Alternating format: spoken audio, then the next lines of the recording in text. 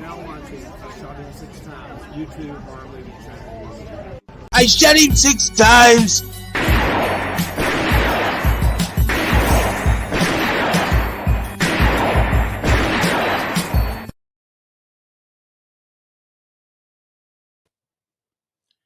Good morning, everyone. How's everyone doing today on this beautiful morning? It's not too bad out here in the East Coast here in Pennsylvania, York, Pennsylvania to be exact.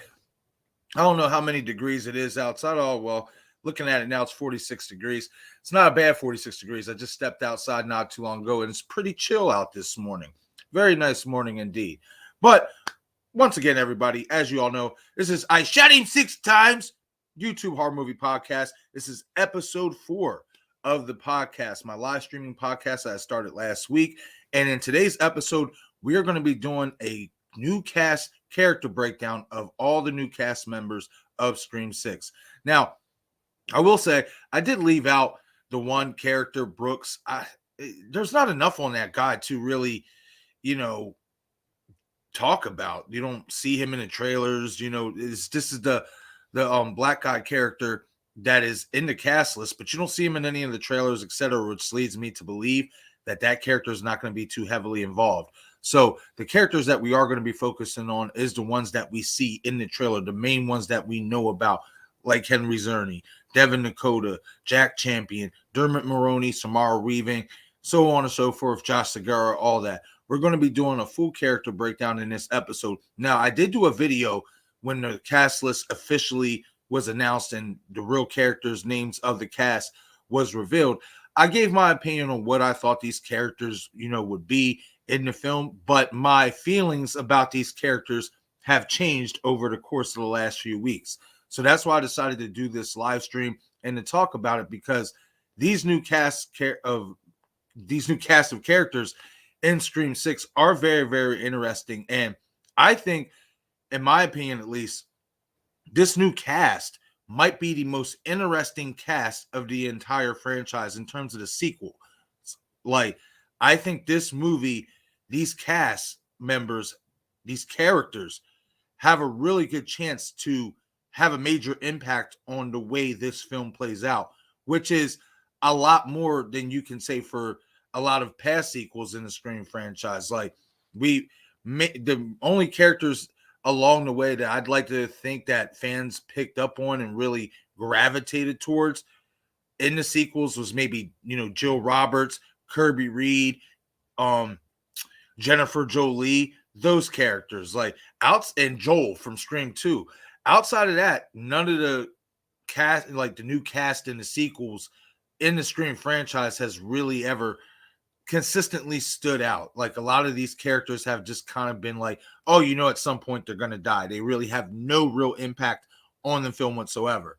However, I think Scream 6's new cast, I think they definitely have the potential for every single one of these new cast members to have a major impact on how the film plays out, as well as how we view them as characters. And will they be Ghostface, or will they be victims or survivors?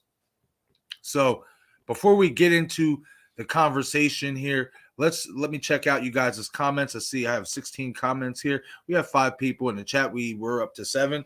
Everybody who's decided to join me on this somewhat early morning, I greatly appreciate you guys. I know it's a little bit early. I know some of you have work and all that stuff. So the fact that you guys are stopping in and showing your support and wanting to, chime in on this discussion with me, it is really, really, grateful I'm really grateful for that, honestly. I know I say it all the time, but I'm always going to say it, because you guys' support is what drives me to want to do this. This is why I want to do this. You guys, this is why I want to talk about horror. This is why I created a horror channel, outside of obviously craving something scary, motivating me to do so. You guys are what make me want to get up and do this. I get excited knowing that you guys want to talk about this stuff. I do. Got Blucka in the chat. Oh, I'm showing the StreamYard comments. I watched him 6 times. What's up, Blucka? Good morning, man. Thank you for stopping in. Hey, Val, what's going on? Hashtag the general. What is going on, Val? Val asks, what are your thoughts on that new Gale Chase? Oh, she asking Blucka that. Well, I tell you this, Val, even though you're asking Blucka that, me and Destination Station are going to be going live later on tonight at 10 p.m. Eastern, talking about both Gale Weathers and Kirby Reed's characters. We're going to be doing a character breakdown on those two characters specifically because I feel like there is definitely these two characters are going to be the focal point in the shape of how this movie plays out. I'll just say that. But we'll say that for later, Val, because you was asking Blucka.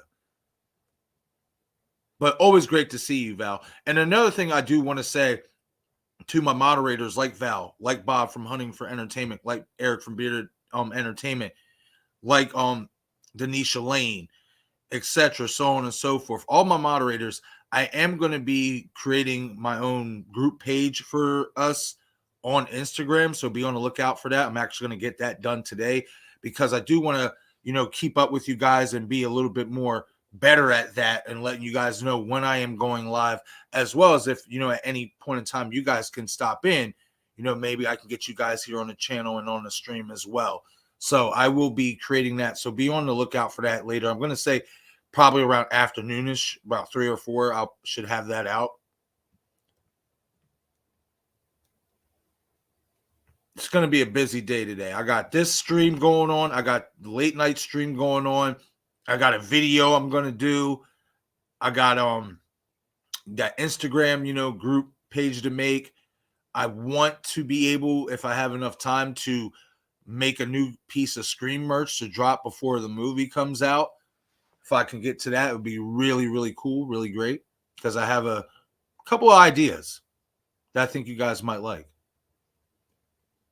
for some t-shirts and stuff. And that's another thing I got to do too, is I got to basically refresh my YouTube page of all my socials, merch store, donation, apps, all that stuff. It's going to be a busy day for me today, but I'm all here for it. I want to get it done.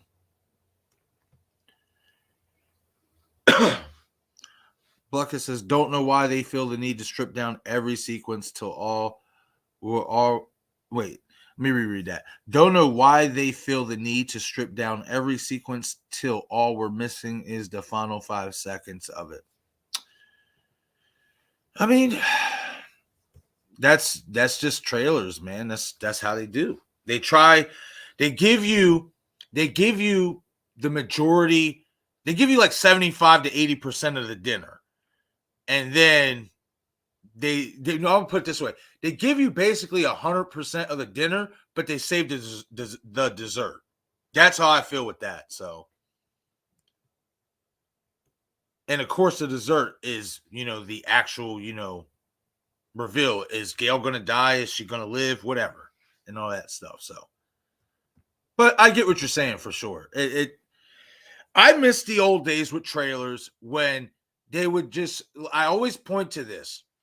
To me, growing up, the perfect trailer for a movie, for a horror movie, whatever, was Halloween H2O. And it's because you get that long walk through that, that dorm hallway wherever the fuck, what is it, Hillcrest, in that Hillcrest hallway, that where LL gets shot.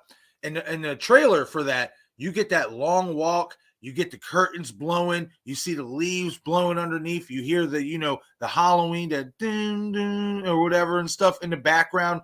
And then it zooms right up to the door scene where actually, Laurie is looking at Michael through the door, and he has a stupid new mask, that CGI or whatever mask that they had on him in Halloween H2O. He does the head tilt, and then it cuts, and it just says Halloween H2O. You didn't give away any scenes. There was no kills given away, nothing. To me, I always point to that as the perfect trailer, because even though there wasn't much to be seen in that trailer, it still got me hyped, because it's like, this is Halloween. So we won't ever get back to those times, I believe. I just think that so much of advertisement nowadays is really showing us most of what's going to happen. You know what I mean? So that they think it's their way of driving more people to the theater. So, I definitely get you on that, though.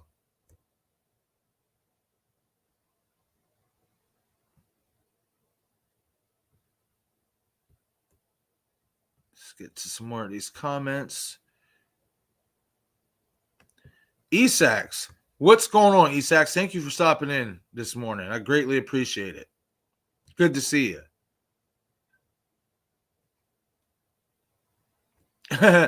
Yeah, Blucka. Yeah, I don't know what's up with this character. Like, he's not in the trailers, and you could say the same thing for Henry Czerny, and we're going to talk about that.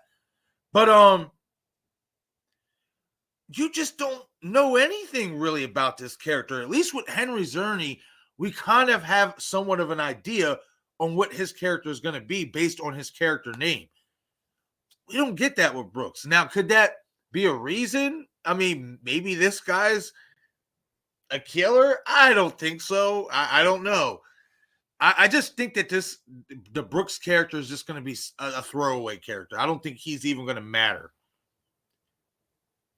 And if he does matter, maybe he'll be like a Joel. Maybe he'll get out before when shit's starting to hit the fan. Who knows?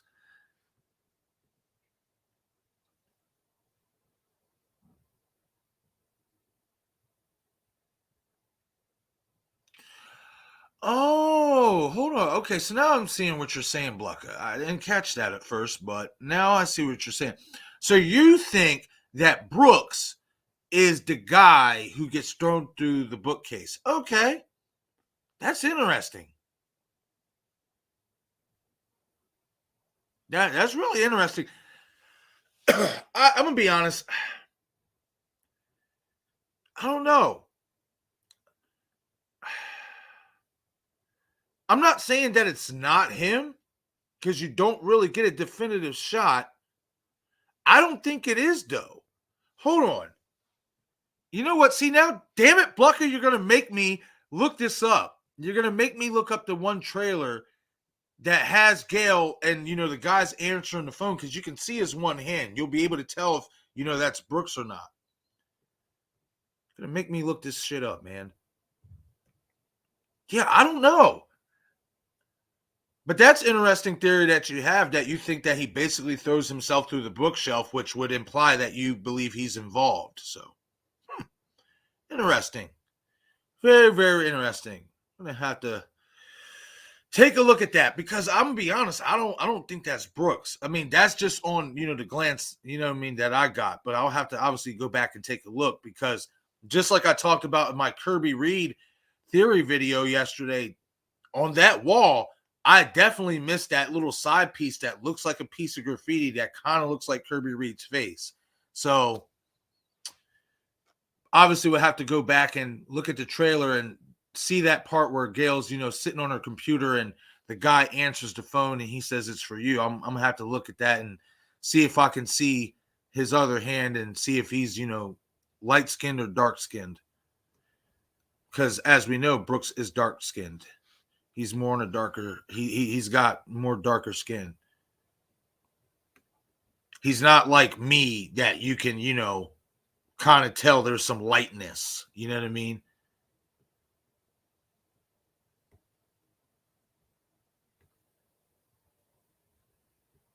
Okay, let's get in here.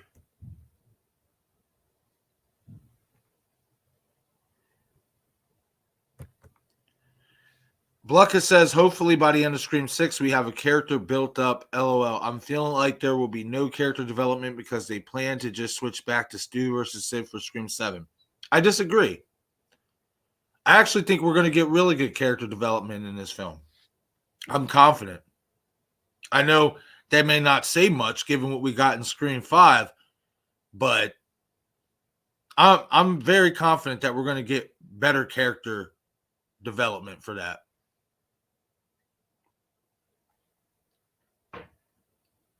I do. I'm really, really confident. I will say this, though, and I'm going to do a video about this as well. is given Melissa Barrera's comments, you know, in that trailer, the most ruthless Ghostface that I shared yesterday.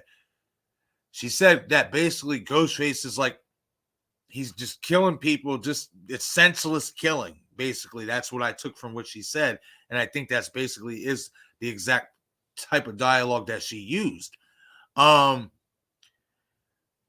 It sounds like Halloween Kills to me. But at least in terms of the Lonnie Elam, maybe you can argue Cameron Elam, because, you know, he was seen as a douchebag in 18 after, you know, what he did to Allison. And then he kind of redeems himself. And then you kind of do see some character growth from Allison as well.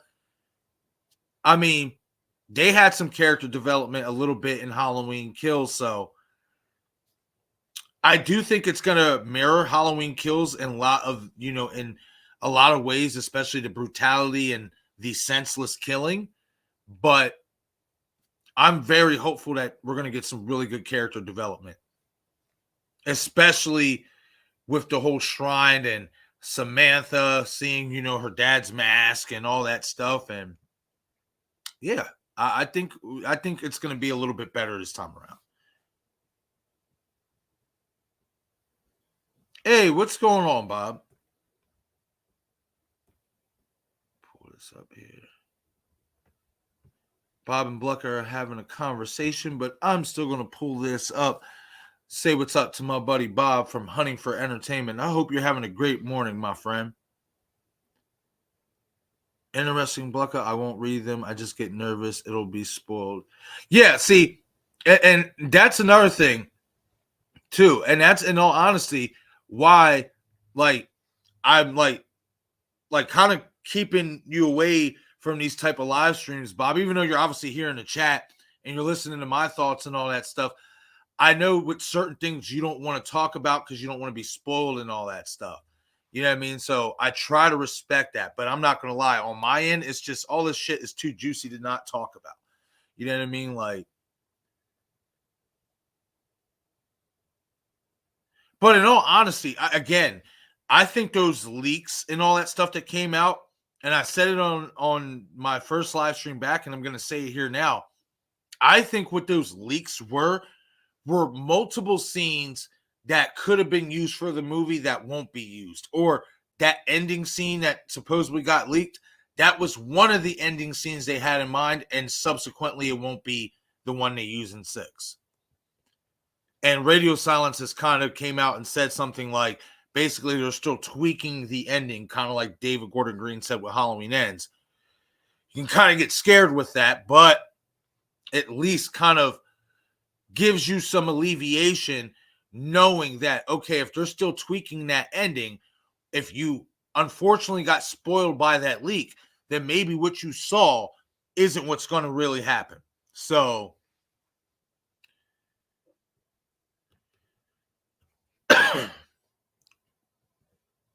ESAX. Oh, well, hold on. Before we get to ESAX's comments, just want to say real quick to hello to Denisha Lane. What's going on, Denisha? I hope you're having a great morning. Always good to see you in the chats, Denisha.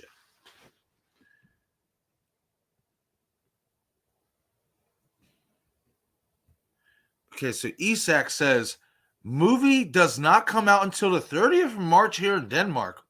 Dang, that's not cool. I don't know why they wouldn't have pushed it up in Denmark as well, because obviously it was supposed to come out on the 30th of March as well here in the U.S., but they obviously, you know, raised the date up to the 10th, and in some places the 9th. But he goes on to say, so you would have to turn off everything in order not to get spoiled. I understand that. I get that. Dang, that I don't get that though. Why didn't they raise the date in your area? It's weird. I think it's like that, and I think Jordy also said that before. Or Wayne said that they might not get it till late, or maybe that was Halloween Ends. I can't remember, or whatever. But it's certain places, I guess they are still releasing later in March instead of the 10th. That's BS. Going to keep you waiting an extra. They're going to keep you waiting an extra few weeks, like when they got the movie already releasing weeks before in almost everywhere. That's stupid. This is dumb. Speaking of Gina, I do want to go back up here real quick and say hello to Gina, because I know Gina commented yesterday asking about live streams and stuff like that, because I was supposed to go live Monday and obviously yesterday as well as Tuesday and Wednesday, but I'm not going to lie, with all this Gale news coming out and the clips and all that stuff, I just got caught up doing my Kirby theory video. So I just said, you know what, Thursday, I'm going to do 2 live streams, you know what I mean, to make up for those days. And hopefully tomorrow before I go to work, I can squeeze in a live stream in the morning as well. Or at least an episode of the podcast.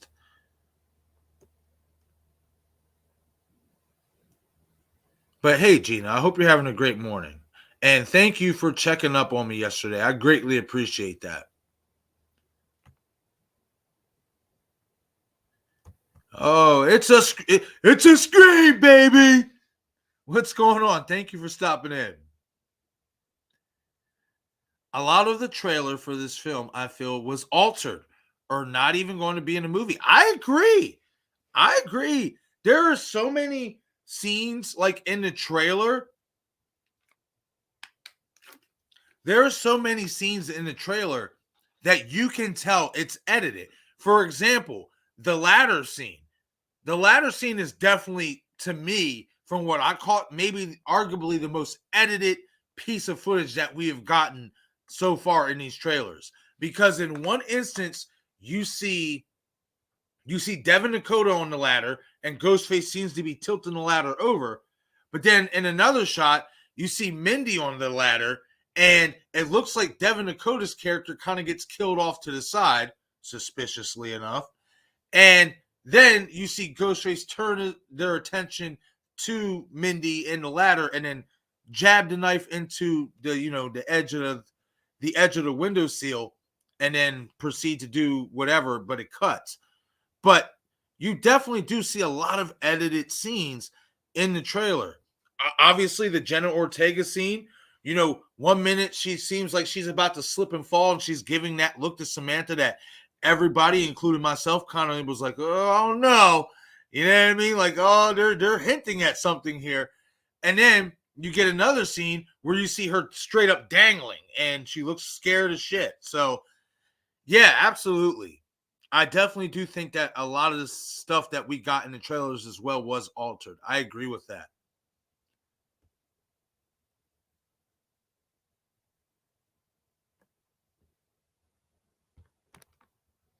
Okay, so Blucka says, I feel like they altered too much of the trailer, and most of those scenes aren't in the movie. The fan base isn't going to turn up for future trailers and just hurts their bottom line in the future. See, I disagree with that, though, because, see, now, this is the thing, is we can't, okay, so this is what I'm going to say to that. We can't have it both ways. We can't sit there and complain that they give too much away in the trailer, and then when they alter scenes in the trailer that might ultimately not be in the movie, you can't be mad at that neither, because that's what you're asking for subsequently. When you're telling these creators and these directors and these studios, don't show a lot in the trailer, and they alter scenes that might not be in the movie, they're kind of giving you what you want, because they're not showing you ultimately what's really going to happen. So, I mean, we can't have it both ways. You know what I mean? We got to make up our minds here. Do you want to see the damn movie in the trailer, or do you want them to fuck with us, alter certain scenes so we have an idea or a theory that we might think is going on, but then when we get to the movie, we're like, oh, this is different. I didn't expect to see this. This is not what I saw in the trailer. I'd rather have that, honestly. And that's just me personally, though. Others will feel different. Me personally, I don't mind it. I don't mind it at all. Because the whole point is to not spoil the movie, right? Like, so I'm okay with them altering it. I am. I'm on board with that. Make me guess. That's the whole point of Scream, though, right, guys? Is to make us guess. If they're altering these scenes, then that is a way, in my opinion, maybe the ultimate way before we get to the movie at making us guess what we think is going to happen. But that's just my opinion on it.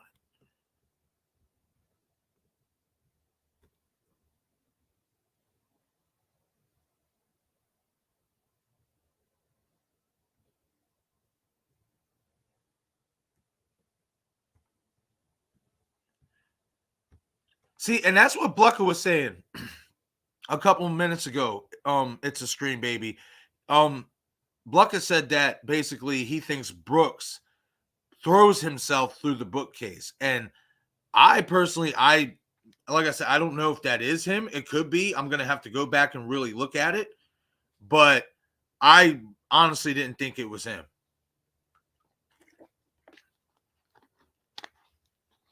But I'm definitely going to look that up and give it a look. A harder look. See if that is Brooks.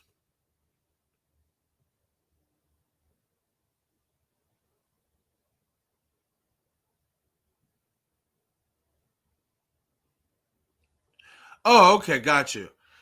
So Blucker says, no, I don't think Brooks is involved. I was just making a joke about the character with no information on him. Yeah, got you. Okay, got you. Got you. But that, I mean, honestly, Blucker, I don't know if you realize it, that is an interesting theory to have, because I've heard a couple people in the community say that they do think that that guy, whoever is thrown through the bookcase, is involved, because they don't believe that Ghostface, they believe he threw himself through the bookcase.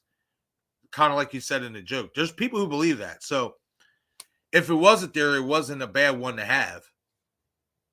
Especially given the fake out scenes that we have gotten in this franchise. Wouldn't be impossible to think.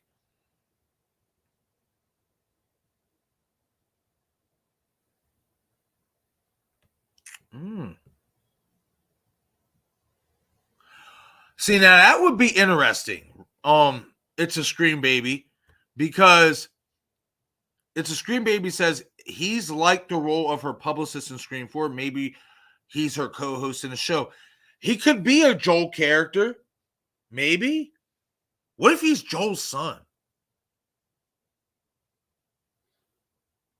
I mean, we may not be getting Joel back, but what if we get Joel's offspring? I mean, it's possible. That's interesting. I like it. I like that a lot.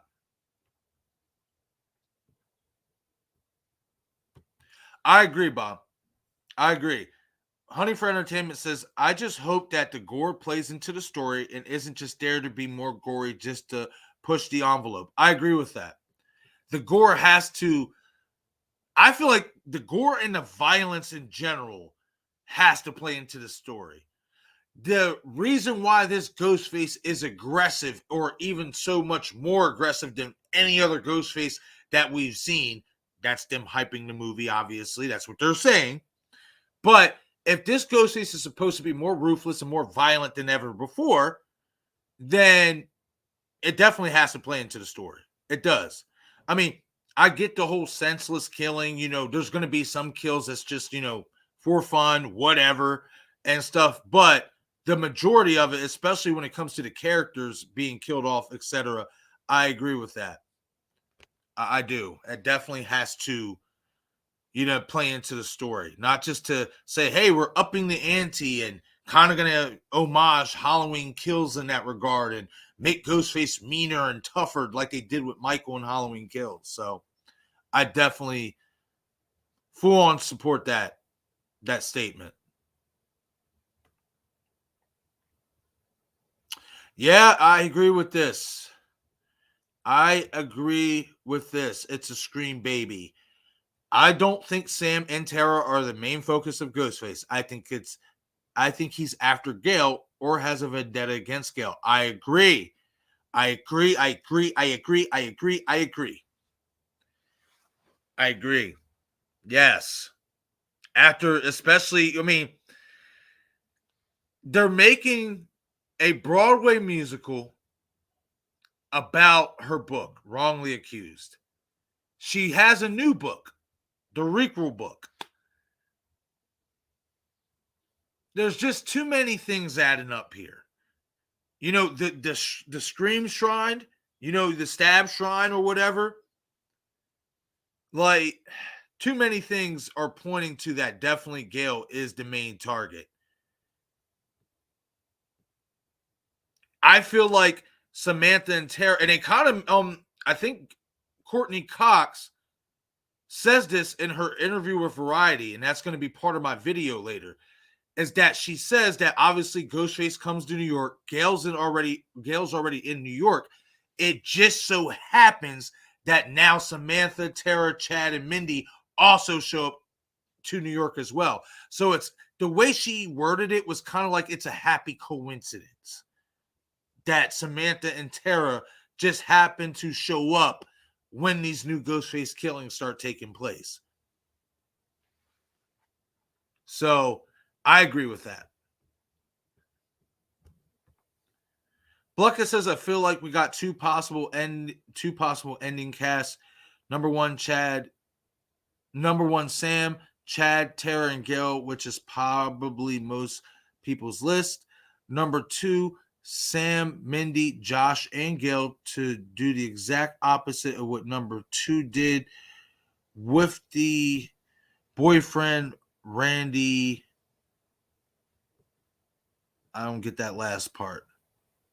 But I feel like I know where you're going with this. So let me reread this real quick and break it down. Okay.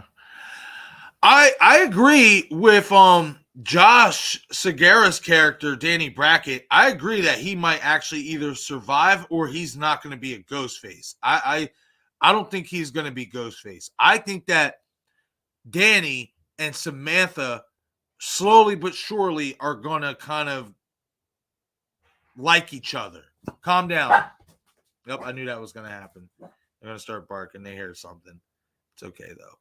But I think that Danny and Samantha are going to end up being an item as we go further into the movie. So I definitely do think it's possible that Danny could survive. As for Mindy, I think she's gone, bro. I think that in terms of the remaining characters from Scream 5, like the core four, as we like to call them, and stuff, I think Mindy is going to be the one to get the axe. I think it's going to be Chad, Tara, and Samantha out of the core four from Scream 5 that's going to live. And I think that Chad, being that a lot of people feel like he's kind of like the new Dewey Riley to a degree anyway, I think that him and Tara's relationship is going to obviously be put front and center because in their own way, they're going to kind of be like, I guess, the new Dewey and Gale, if you want to say that. That's kind of what I'm taking it, to be. So I definitely do think Mindy's a goner. I think Chad is going to survive. So that first list of Sam, Chad, Tara, and Gale, I would go with that more than the second list. However, I don't think Gale's going to make it neither. Down goes Weathers. It's going down. It's time. It's happening.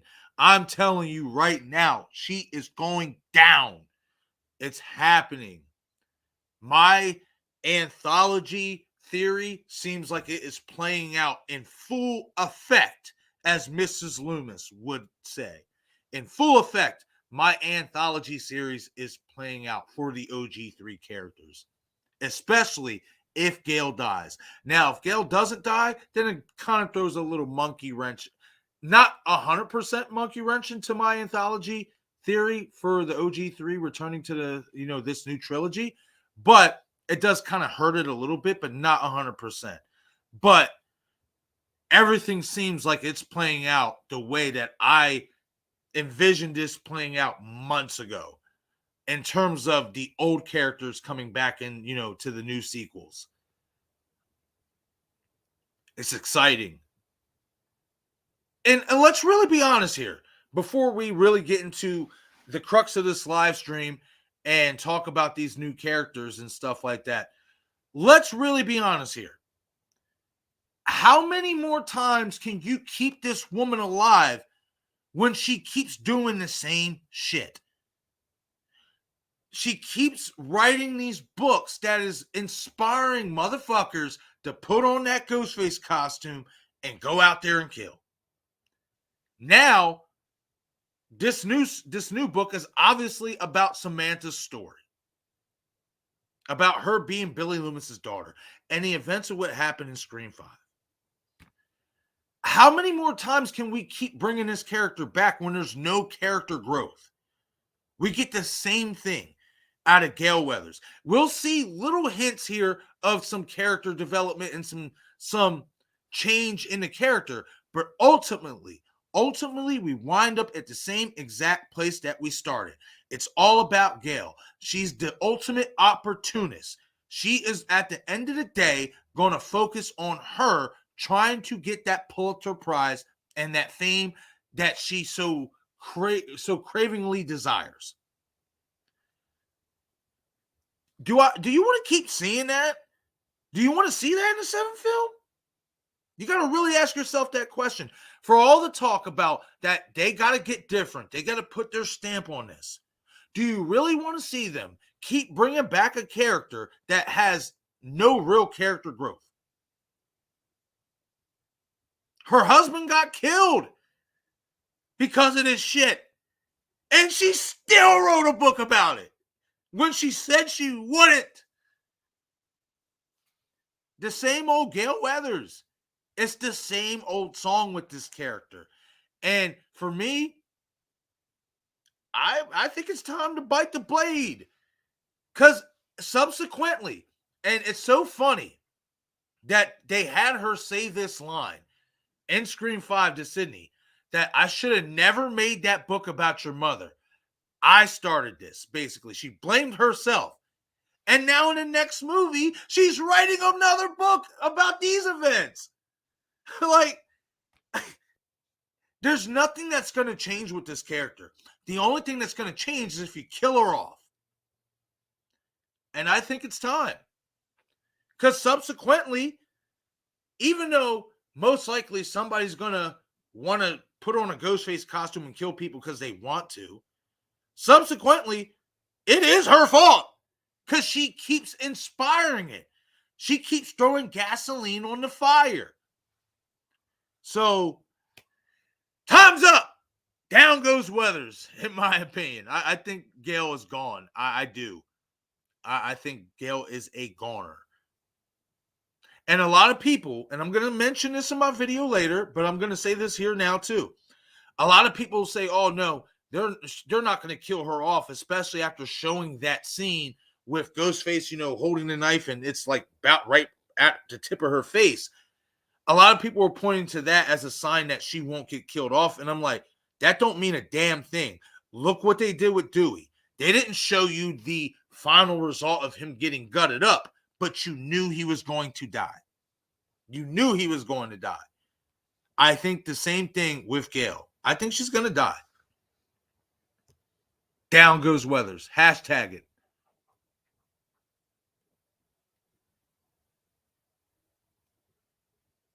Oh, okay. I got you, Bob. Got you. Bob says, I was referring to early reviews. I can sit and listen to more about it because I've avoided all potential leaks. I got you. Heard that.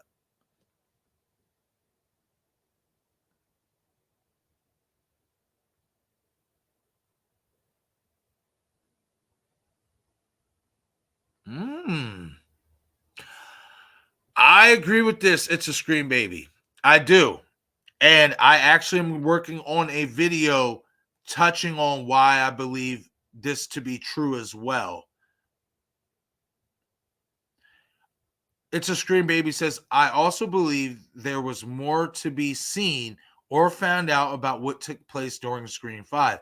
I think there was a third killer in 5 that got away and followed them to New York. Yeah, I agree. That's the one who killed Dewey. I agree. That's the one who killed Dewey. The one who killed Dewey is the one who got away. And I could say it here, but again, I'm working on a video that is going to also, I believe, nothing is 100% proof until we watch the movie, really, right?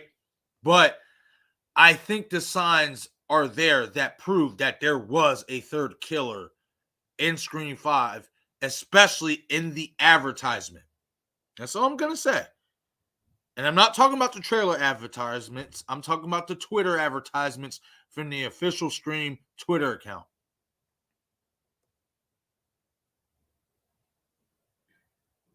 They've been dropping hints. They've been dropping crazy hints that there's definitely a third killer in Scream 5 that we're going to get revealed in Scream 6. So, I cannot wait, guys. Unfortunately for ISH, they still got 28 days to see the film. Fortunately for us here in the US and stuff, we got 6 to 7 more days till this movie comes out. I can't wait. I cannot wait. I'm excited. Now I want you guys to answer this question for me in the chat. Did you think you'd be this excited for Scream 6 knowing Nev isn't going to be in this movie? Did you expect yourself to be this excited, I should say? Because I didn't. But when they start doing those trailers and giving us, even if a lot of the scenes that are in the trailers aren't in the movie, I'm okay with it. Because then they did their job hyping the movie up. Let's just hope it lives up to the hype. But I didn't think I'd be this excited for this film leading into it without Nev. I didn't. But I'm here to tell you now that I am. I am. I'm so ready for it. I can't wait. I cannot wait. Actually, though, it's a Scream Baby. There's two. There's two of them. There's two scenes that you see. One is with Mindy on the ladder. Now, Ghostface isn't tilting the ladder at that point, but Mindy's on the ladder and Ghostface slams the knife into the windowsill, and then the scene cuts. You don't see Annika on the ladder in that scene. Then you have the scene with Annika that you see on the ladder where Ghostface is tilting it over. That's two edited scenes of that ladder scene. So what they did, in my opinion, was they're leaving us to guess which one of them is going to die. Is it going to be Mindy or Annika that's going to die in that scene? That's something I pieced together. When breaking down the shot of Samantha standing outside and they're zipping up the body bag and you see Dermot and the other police walking towards. That's what I caught, that's not the same alleyway as Samara Weaving's alleyway that she's supposed to be in. Because a lot of people were thinking that was the same alleyway, and that wasn't.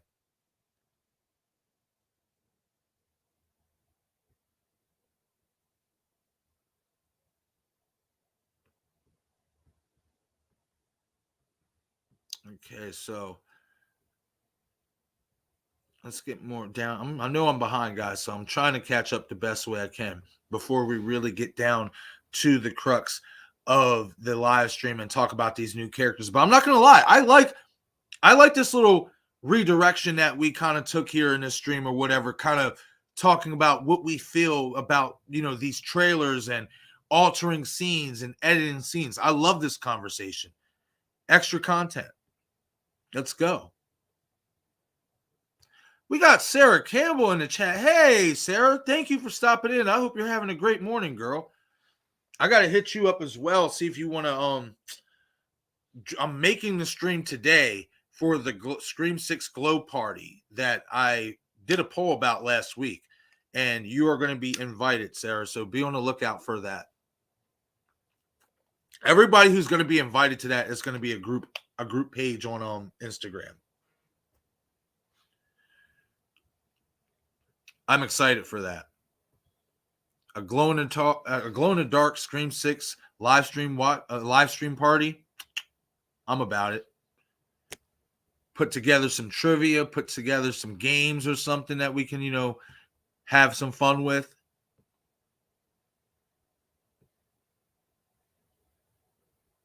Ooh, Isak's got something interesting here. They also edited a short clip of Gale at the old theater Shrine Room. Look at the background behind Gale. Into the scene where Kirby says, "We share a certain history." Okay. Okay. Now, one thing I will say, and everybody who's here now, you're going to hear it now, and you're going to also hear it in the video later. So you're getting a sneak peek a little bit. I will say about that scene where, Gale's in the old shrine room and all that stuff. In my opinion, I think that is the shrine for the wrongly accused Broadway musical set. That's what I think. I think that Ghostface shrine, the stab shrine and all that, I think that is actually part of the Broadway musical Wrongly Accused. And the reason why I believe that is it's really quick. You got to catch it. But in the most recent trailer, the most ruthless Ghostface featurette that they dropped that I shared on the channel yesterday, you can see Gale swiping a card to get in to a door in that theater, kind of like Sunrise Studios with Jennifer Jolie when she swiped that Sunrise card to get in because Gale couldn't. I caught that, which is a nice little Easter egg in that featurette, if you guys didn't catch it. But Gale seems to have a card to get into that building, which lets me believe that she's possibly part of that Broadway musical. She's probably involved with the promotion for that. Why else would she have a card to that old theater? I can't wait to make that video. I can't wait to piece everything together that I've pieced in. It's crazy. I'm not gonna lie to you guys. Like, I never thought that as a content creator that I would slowly but surely get better at breaking down like trailers and all that stuff and catching certain stuff and piecing it together like a puzzle the way that I have been able to. And it's exciting. It's exhilarating. I like it. I love it.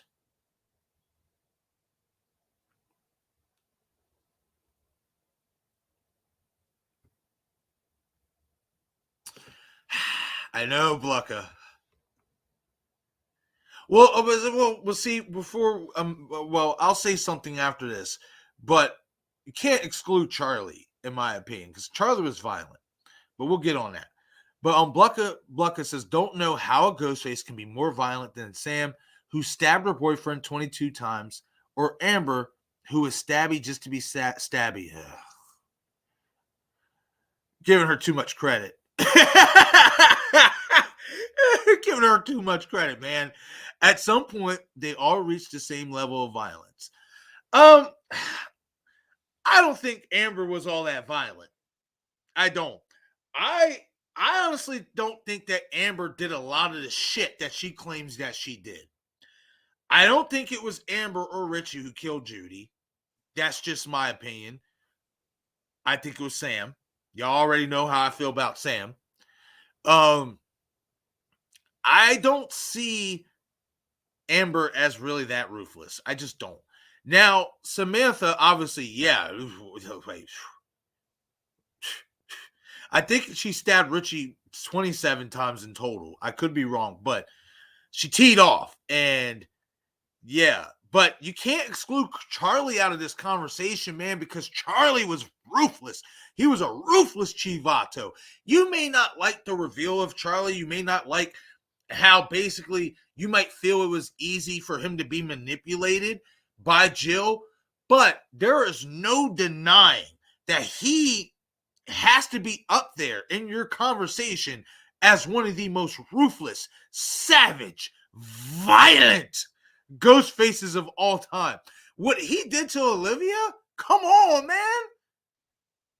Come on, you thought Casey Becker was done dirty, bro. He did her dirty. Dirty with extra Y's on the end of that. Violent. Like savagery. Organs and intestines laid out. Blood all over the walls. Come on, Blucker. Gotta give my boy Charles the credit he deserves, man. He was again, you may not like the Charlie Walker character for him, like outside the Ghostface costume. But underneath that costume, bro, Bull was savage, man. The Bull was a monster. Like, I like Charlie as a Ghostface. I think you can make the argument that he's one of the most violent in the franchise, if not the most violent.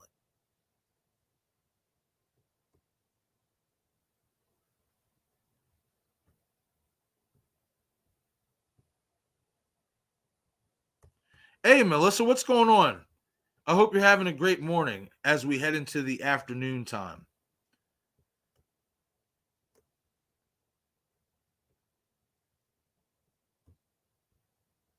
Bryson Lloyd says Ethan is definitely one of the killers. Okay, so yeah, I mean, we're about to get into this now. Obviously, this is the crux of the live stream. We just obviously veered off into some other conversation, which is nothing wrong with that at all. I don't mind it. But now let's get into the character breakdown of these new casts. And we will start with Ethan Landry, which is obviously played by Jack Champion. Okay, so obviously Jack Champion is to the far left, who is playing Ethan Landry. And, you know, Bryson Lloyd believes that Ethan is definitely going to be one of the killers.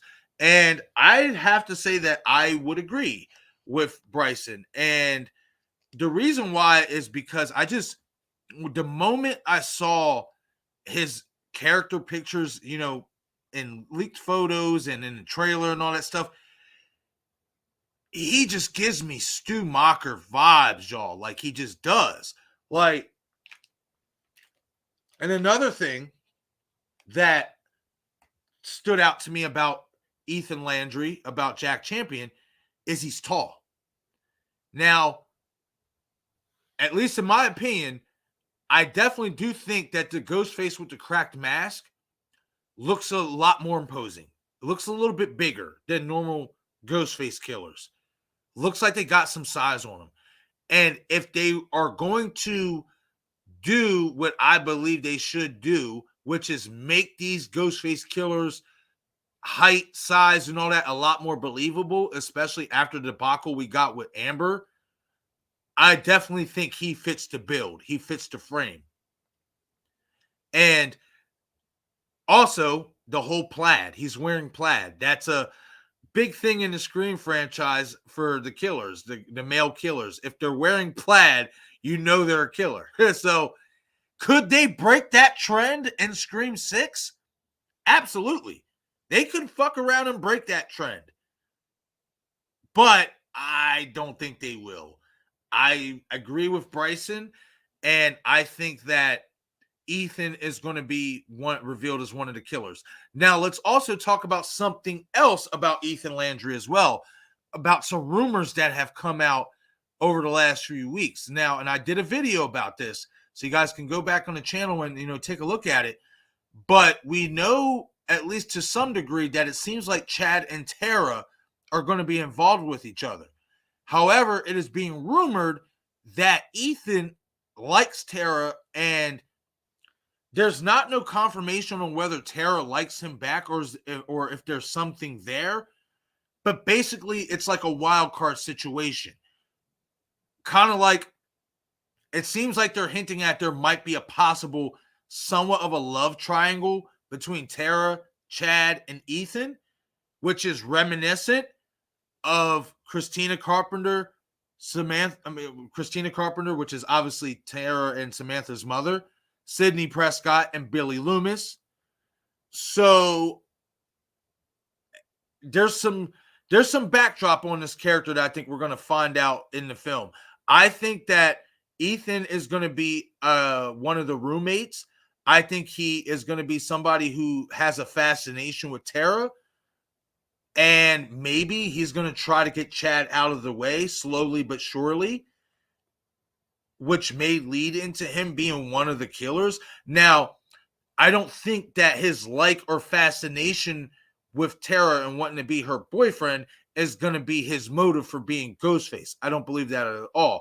I just think the fact that he likes Tara and there could be some elements of maybe Tara liking him or some hints that she likes him. I think that's just going to be part of, the storytelling that they're trying to tell for these characters in Scream 6. I don't think it's going to lead into him. I don't think that him liking Tara is going to be the motive as to why he would be potentially revealed as Ghostface. Could I be wrong? Sure. But I don't think that that would be the reason they would reveal him as such. I think that that would be stupid if that were to turn out to be the reason. If he does turn out to be Ghostface, I think that'd be one of the dumbest motives you could think of.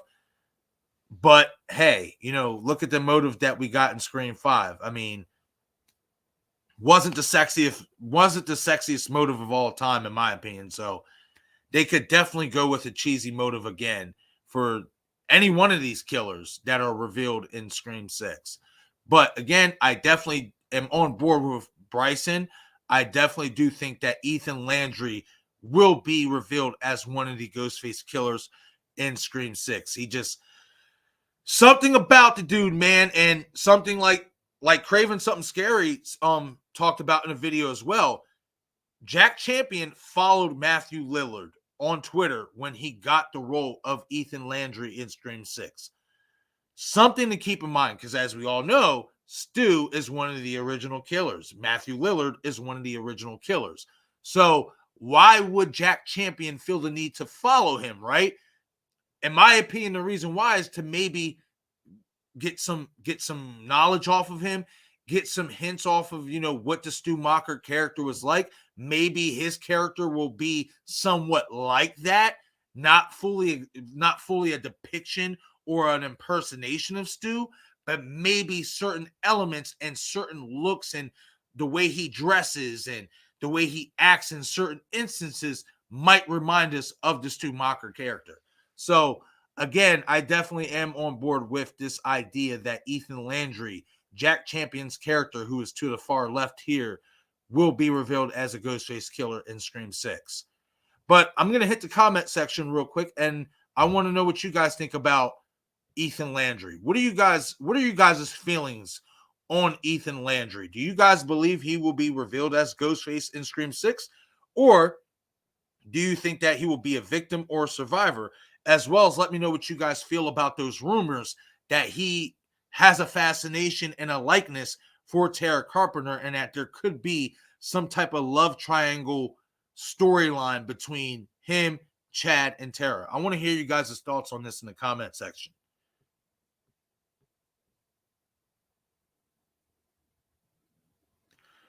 Oh, come on, Jamie. Jamie, please. Please, Jamie. What's going on, Jamie? All right. How you doing this morning? Always love to see you pop in the chats. I greatly appreciate your comments and your support and your opinions. You always have some great, insight on things. Jamie says Charlie was a savage sicko, but he was also a weak little cuck. LOL, just saying. LOL. Come on. Don't come at my boy Charlie like that, man.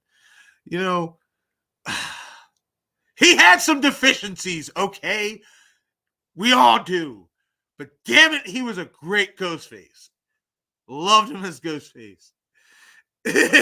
Loved him as Ghostface. But I have to agree. I mean, he did cuck himself out. He did. He did. I wonder if him and Jill's relationship was like the brother and sister relationship in People Under the Stairs. I wonder if Jill made him put on that dominatrix suit. Just a thought. Oh, good stuff, though. Good stuff.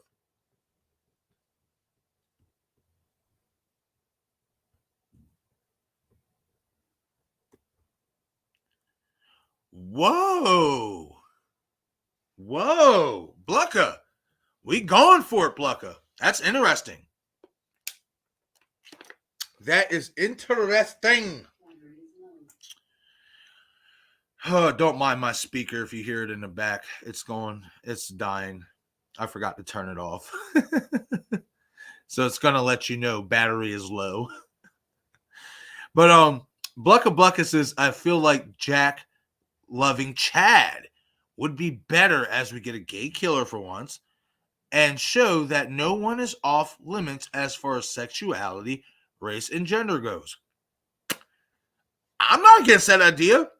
I'm not against it at all. That is interesting because on Gory B Movies channel, excuse me, they were doing a live stream about, I guess, everything they love about Scream 4.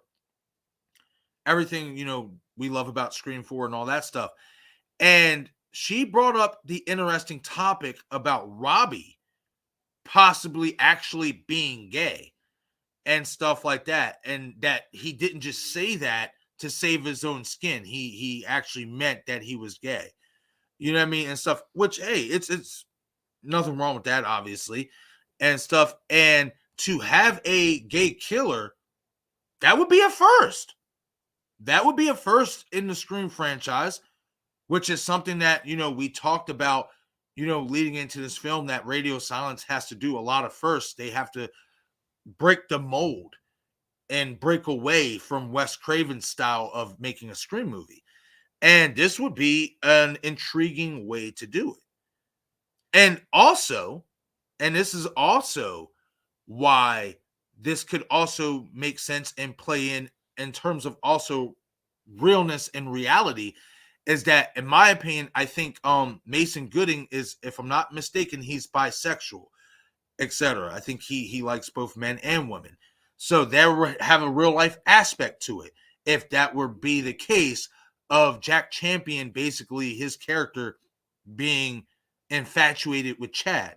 So, I mean, I'm not against it, man. I think that is something different for sure. And it's something that would be ballsy as fuck. Because we all know with, politics and all that stuff, you know what I mean? We know how these certain, style of, I don't even know how to fucking word it, man. But we know that this wouldn't normally be something to be favored, right? We know that and stuff. And this would be a really ballsy fucking move on Radio Silence's part if they were to go this direction. And I like it. I actually like it more than the love triangle of Tara, of Jack's character being in love with Tara, because that's cliche, right? You know what I mean? That's kind of cliche. The two guys and a girl love triangle. That is very cliche. What isn't cliche is the two guys and a girl love triangle, but it's reversed. The guy likes the guy. You know what I mean? So that's a damn good fucking theory, in my opinion, man. I like it. I'm not against it at all. And you're right. It would show that no one is off limits as far as sexuality, race, and gender goes. You're right. And that's something that kind of Scream 4, and that would be an homage in a way to Scream 4, because that's something that Scream 4 did with killing Robbie. Remember, Robbie says, I'm gay. And Ghostface tilts their head, and he's like, if it helps, and they still killed him anyway. So if Robbie really was gay, Scream 4 kind of did do that, but it wasn't like they full on went the distance with, going for it. So I like it. I'm not against it at all.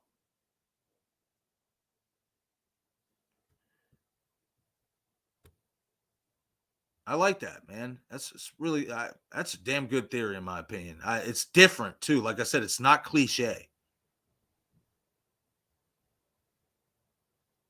Okay, so I got to catch up here. I'm so behind in the chats. Okay, so let me get caught up here real quick, guys.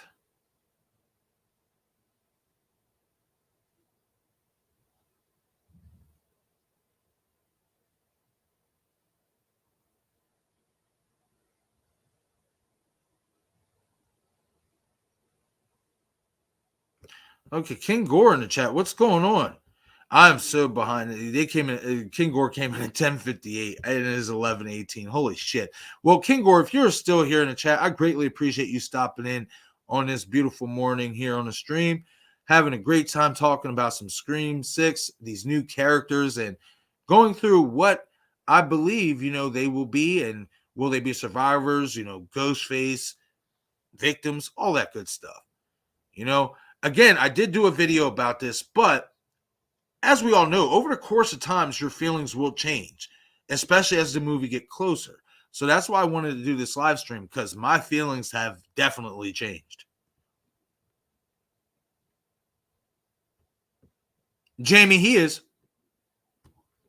I see Jamie here says something about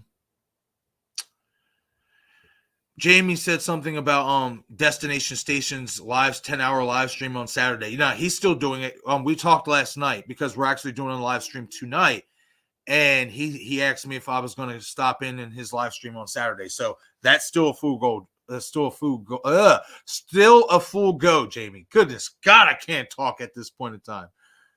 Slap my damn self. And real quick, just to go back, and then I'm going to fast forward here in these chats. It's a Scream baby, and it was Charlie who killed Dewey, or someone close to Charlie. Oh, that killer was wearing the camera in his mask that Robbie and Charlie used in 4. And Amber and Richie didn't have that. Whoa. Now, it's a Scream baby. It's interesting you say that. Now, are you talking about the voice changer? Because I don't know if that was a camera. That the voice changer, that was a different style of voice changer that they clicked onto. So if you have some further information, it's a Scream baby, about there being a camera in that mask, hit the comment section and let me know. Because I'd like to know about that. That's interesting. I don't know. I will say this, that I did catch after rewatching Scream 5, the voice box that Charlie has, that Richie has, the voice box that Richie has is handheld. The one that was in the hospital, supposedly Amber, had one that you just pressed on the side of the cheek. Now, I would like to think that little voice box is not going to be taped to somebody's face. So I do think that there's definitely 2 different voice boxes that was used. However, yeah, if you know about a camera being inside that mask, let me know. Because then if that gets proven, if that were to get proven, that would squash everybody who believes that Amber killed Dewey. That would squash all that. That would squash everything.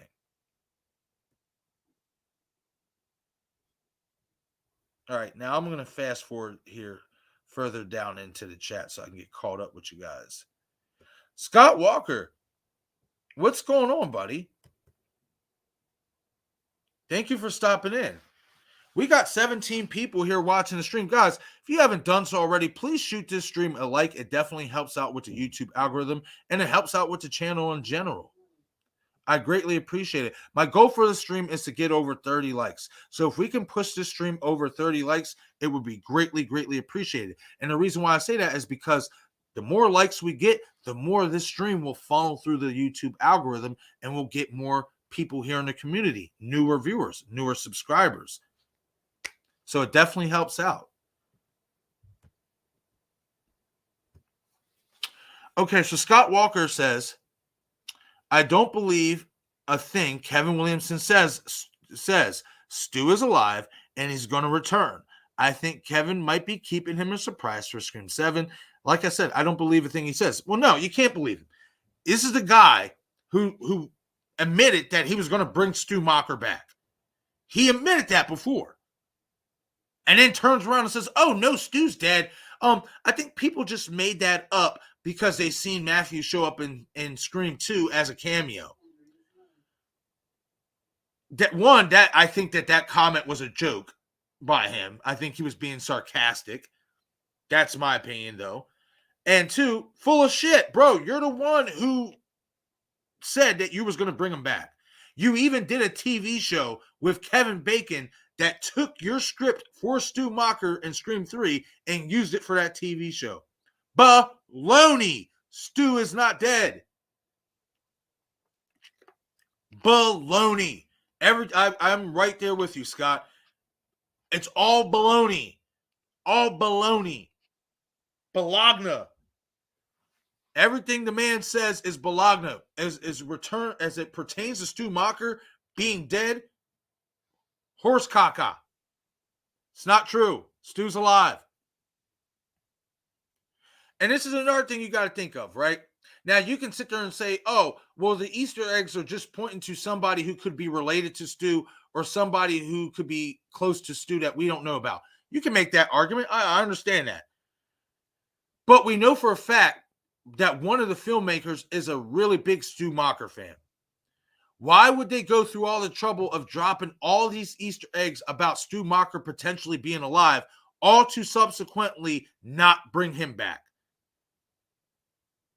That's the question I ask myself every time I get on a Stu Macher conversation. Why would they drop all these Easter eggs, especially when they are a fan of bringing him back? Why would they not bring him back if they are a fan of doing so and if they are already dropping these Easter eggs for? I think that's a question that everybody has to ask themselves as well. But that's just me.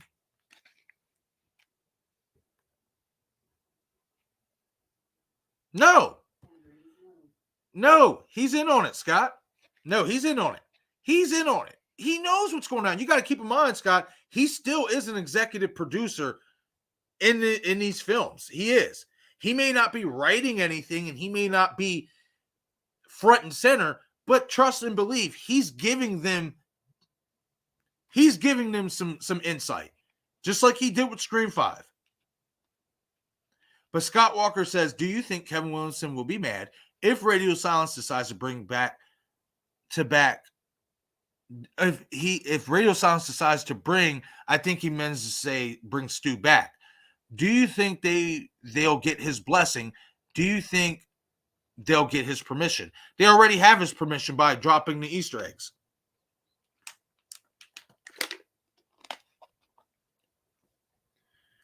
I don't believe if Kevin Williamson was so like gung-ho on not allowing Radio Silence to bring back the Stu Macher character in any shape, way, or form, I don't think he would have allowed them to use the Easter eggs that they used in Scream 5. So I think that he already gave them his blessing. And he knows exactly what's going on. He knows. I say it all the time. Guys, they're not going to tell us. They're not. I love it when people say, see, Kevin Williamson said Stu is dead. Guys, they're not going to tell us. It will ruin the surprise. It's just like, and Jen Warner, if you're watching, I don't know if you are. I haven't seen you in the chat at all yet. But if you do stumble across this part in the stream, Jen had made a comment on my map video that I did covering, the Scream 6 map that they dropped a few months ago. And it shows obviously Charlie Walker's name, and it basically shows that he's, dead or whatnot on that map. And Jen, because she knows about my theories and stuff about Charlie being alive, she had made a comment saying, oh, well, the map, it shows that Charlie is actually dead, so your theory is actually wrong. Not necessarily, because Angelina Tyler's name is on that map as dead as well, and we all believe that she could be alive from Scream 3. We all believe that. And the most important thing, though, is if these characters are alive, they're not gonna reveal them in any shape, way, or form as alive for two reasons. One, it will ruin the surprise, and two, because unlike Stu, Angelina nor Charlie, outside of the Charlie Easter egg with Ghostface in the beginning with Tara, and with the it's an honor line to Dewey, you don't get any consistent clues that these characters could be alive. You don't, not like you do with Stu Macher. So again, though, just because the map shows Angelina and Charlie to be dead, that doesn't mean that they are gonna that doesn't mean that their characters are dead. They're not gonna ruin that surprise for us if they do decide to bring those characters back. So every time somebody refers to that Kevin Williamson interview about Stu Macher, that comment, it's just like, guys, they're not going to tell us. It'd be stupid of them to. It ruins everything. Oh, yeah, Stu's alive. We're going to bring him back in Scream 7. We have this beautiful plan. We have this beautiful story mapped out. Everything's going to go full swing, and it's going to be beautiful. They're not going to tell us. It would be... How pissed off would we be? Especially the ones that want Stu Macher to come back. How mad would you be if they just up and gave that away? Oh, yeah, Stu's alive. We're bringing him back in Stu 7, everybody. You'd be heated. You'd be irate. There's no element of surprise to that. It's just, yep, we're bringing him back. They're not going to do that. They know better. Even if they screw up and drop too many Easter egg clues to where we can piece it together and know what's going on, they are not directly going to tell us.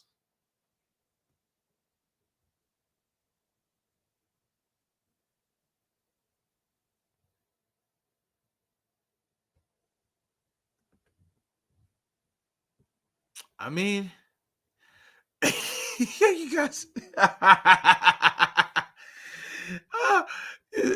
Oh, you guys are funny. But 5-star tributes. What's going on, 5-star?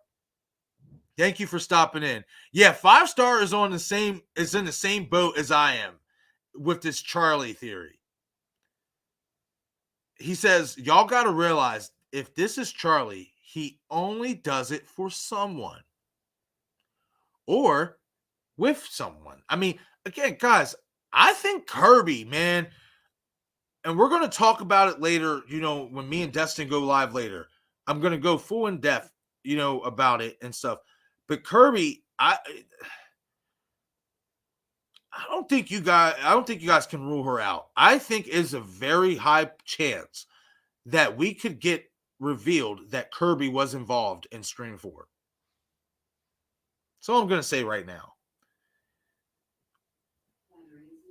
But again, I'm definitely on the same boat as you, 5-star. I think Charlie could still be alive, man. Like, I do. Like, I don't think he's dead. And I think if there's one character they would bring back that we thought was dead in Scream 6, given all the things that we got with the Ghostface shrine and everything, it would be Charlie. I don't think they would bring Stu back for that. You know what I mean? I don't. This has Charlie Walker written all over it, or at least somebody who's connected to Charlie Walker. We'll see. But I'm definitely on that boat. And Jamie.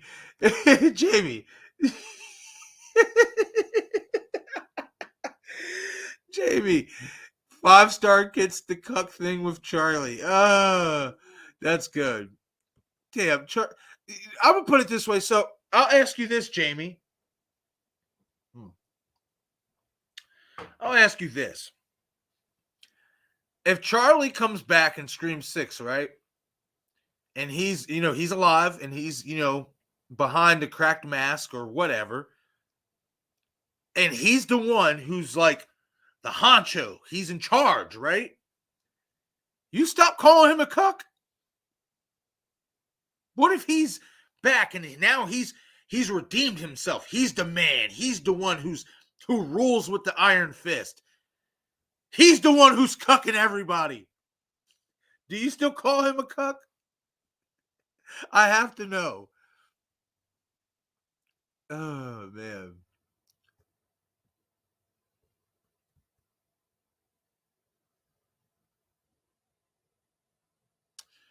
Scott Walker says, I watched a video of Matthew Lillard recently. A fan asked him about his involvement in Scream 6 or 7. He just clammed up, and he did say he wasn't in 6, but he might be in 7. Ooh.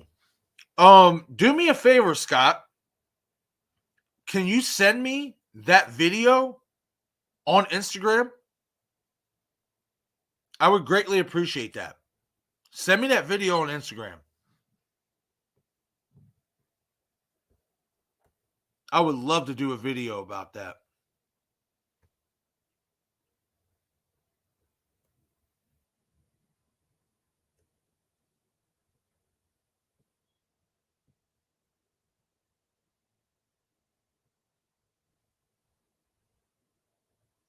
That's right, Bob.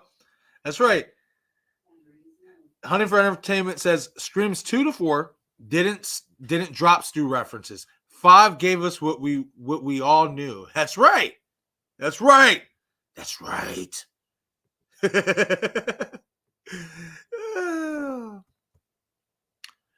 Blucka Blucka says Stu is coming back. He is like the only profitable character from the past that can be brought back believably.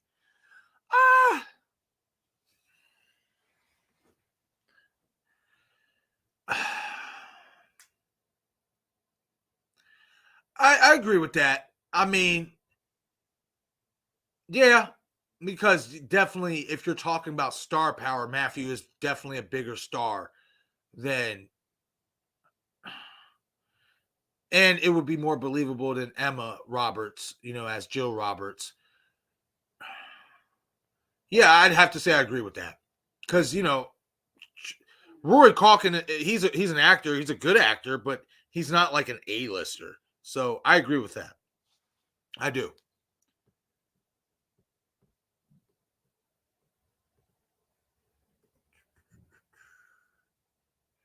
Okay, I read this. I've seen something else from Scott. No, it's a Scream Baby. It's a Scream Baby. I've seen this. It's a Scream Baby says, go watch 4 again. The voice changer in 4 was part of his camera.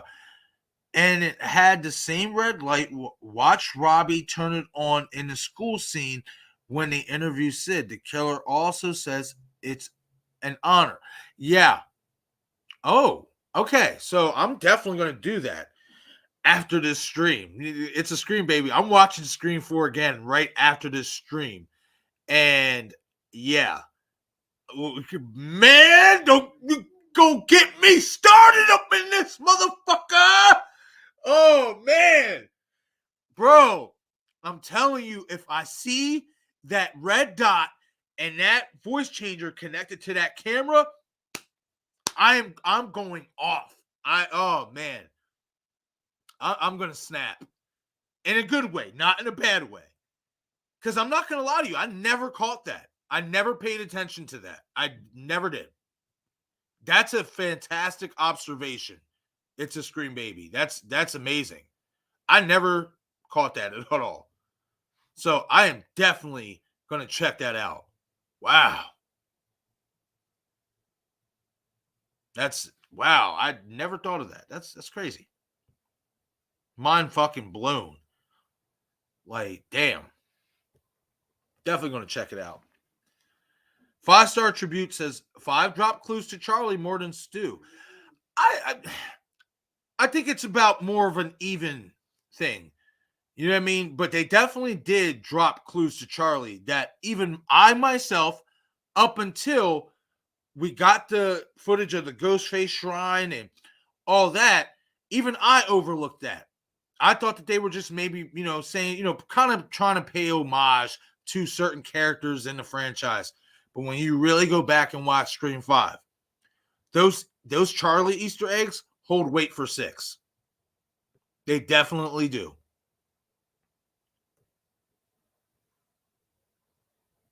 Yep, he definitely does. It's a Scream baby. He definitely does say it's an honor to Dewey, like he did it to Sydney in Scream 4. Absolutely.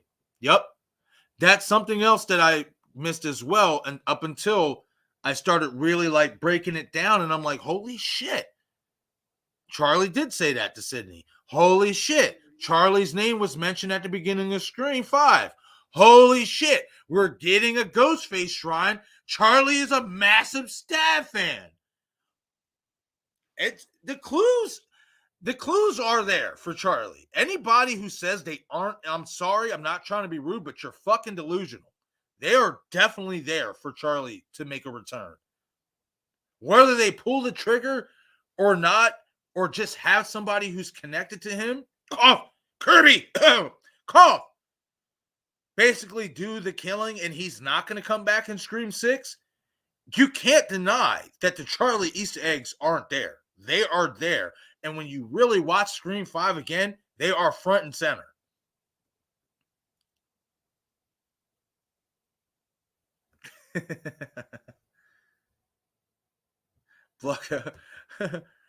Need to see Officer Doofy, the original killer, to come back and kill all the Scream 6 ghost faces. Oh, I mean, how wild would that be if they did that with Dewey? How wild would that be if that entire hospital scene was fake and they did some shit like Scary Movie with Dewey at the end of 6 or 7? I would say 7 preferably. That would be nuts. That would be crazy.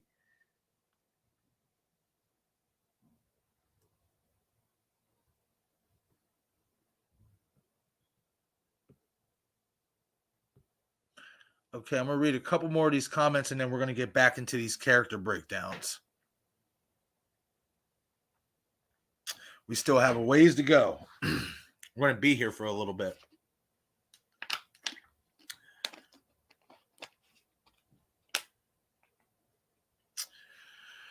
Okay. I'm about to go turn that damn speaker off because it's getting on my nerves. I listen, 5-star, I agree. I agree with that assessment. I really do.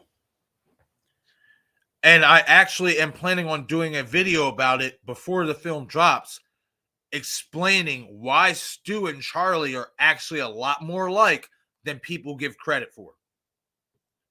They are a lot more alike than people actually realize, in my opinion.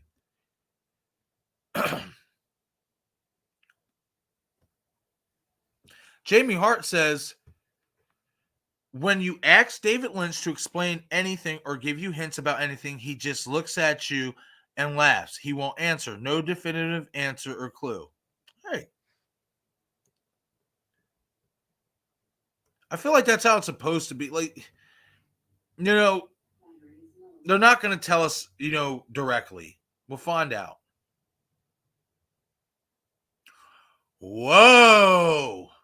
Bob, man. I mean, you're leaving one more person out, and, that's Samantha Carpenter, but that's okay, Bob. It's all right. It's all right. You're on point with the rest of them. Stu, Angelina, and Charlie are in charge of the cult. Mark my words. I mean, I agree, man. They could be. I did a video talking about that, how I believe that Stu's cult, it's him, Angelina, Charlie. It was Amber and Richie. Got to count Amber and Richie because the subreddit, and stuff like that. And who would be great at running a subreddit? Charlie. You know what I mean? So I'm right there with you, buddy. Ah, man, could you imagine? Bro, that would be sick. Ah, man, I'd love it. I'd love it.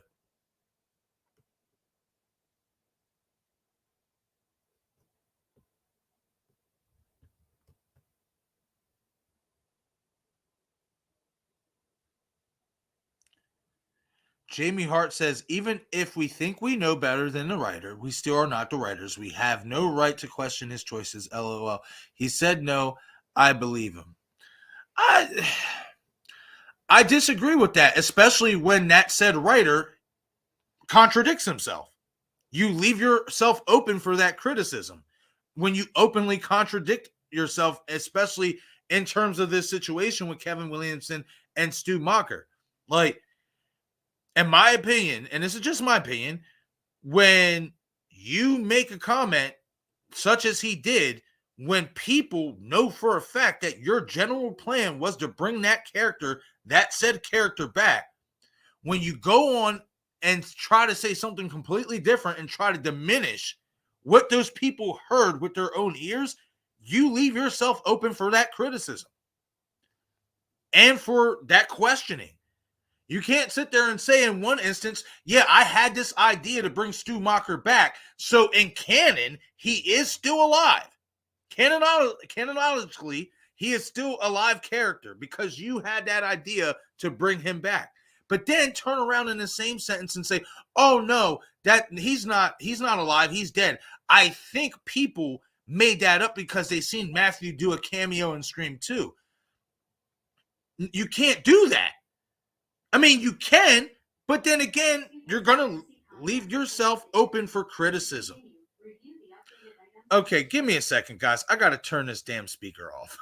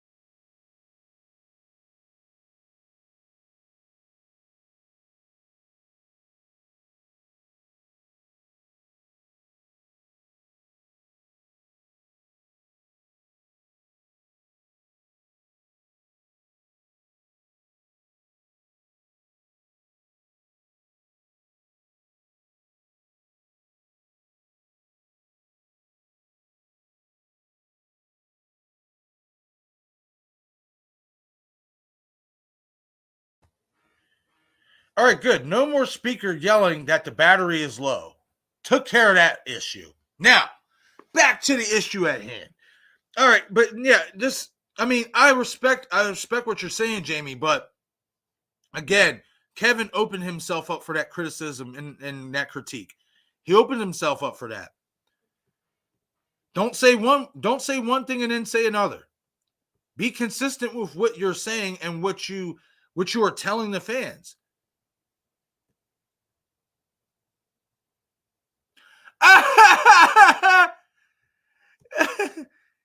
It's morphin' time. That's great. That is so great. You want to know why I respect that so much? Is because I have a coworker at my job who does that shit randomly. We'll be standing there, working or whatever, and my boy will just be like, "It's morphin' time. Rangers, get to the command center." That shit is classic. Oh my god. Oh man. That's so good. Love it. Love it. Love it. Whoa. Jamie going all out. Hold on. I saw that. Let me get back here.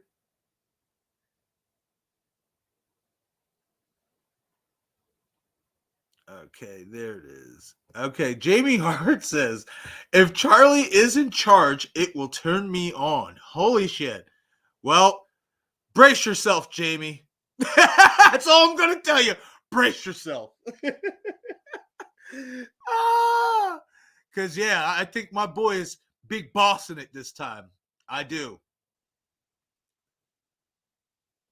I think he learned from that mistake in Scream 4. But if my thoughts on Kirby is right, then he might still be getting cucked. So I don't know. As much as I'd like to see my boy, flex the muscle, so I don't know. If Kirby has to say, I don't know if that's happening. All right, so let's get to the second character here of this character breakdown of the new cast. Before I do, though, I do want to answer to Scott's comment here. Scott Walker says, the camera Gale put in Stu's house, he is alive. What are the chances he found that camera and escaped, or the cops have it? I think it's Stu had the camera and he took it with him. Possibly. I would love to read. I wish they had like the actual like Woodsboro Murders book that fans could actually read. I'm not saying they don't, but I wonder if there's real dialogue like that might drop hints that Stu survived in it. I would love to find out.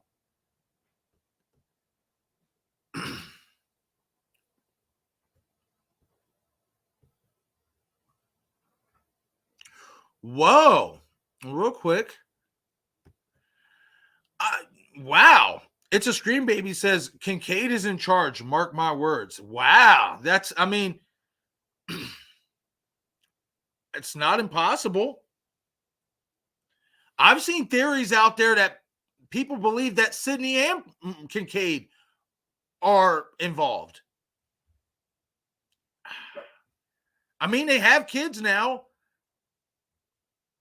They're trying to protect their kids. Like, maybe they fear that Ghostface will come after them and their kids, so maybe they decided to turn Ghostface. I mean, I don't think that will ever happen, but this is a type of, theories that everybody does. A lot of people have about that. So, I mean,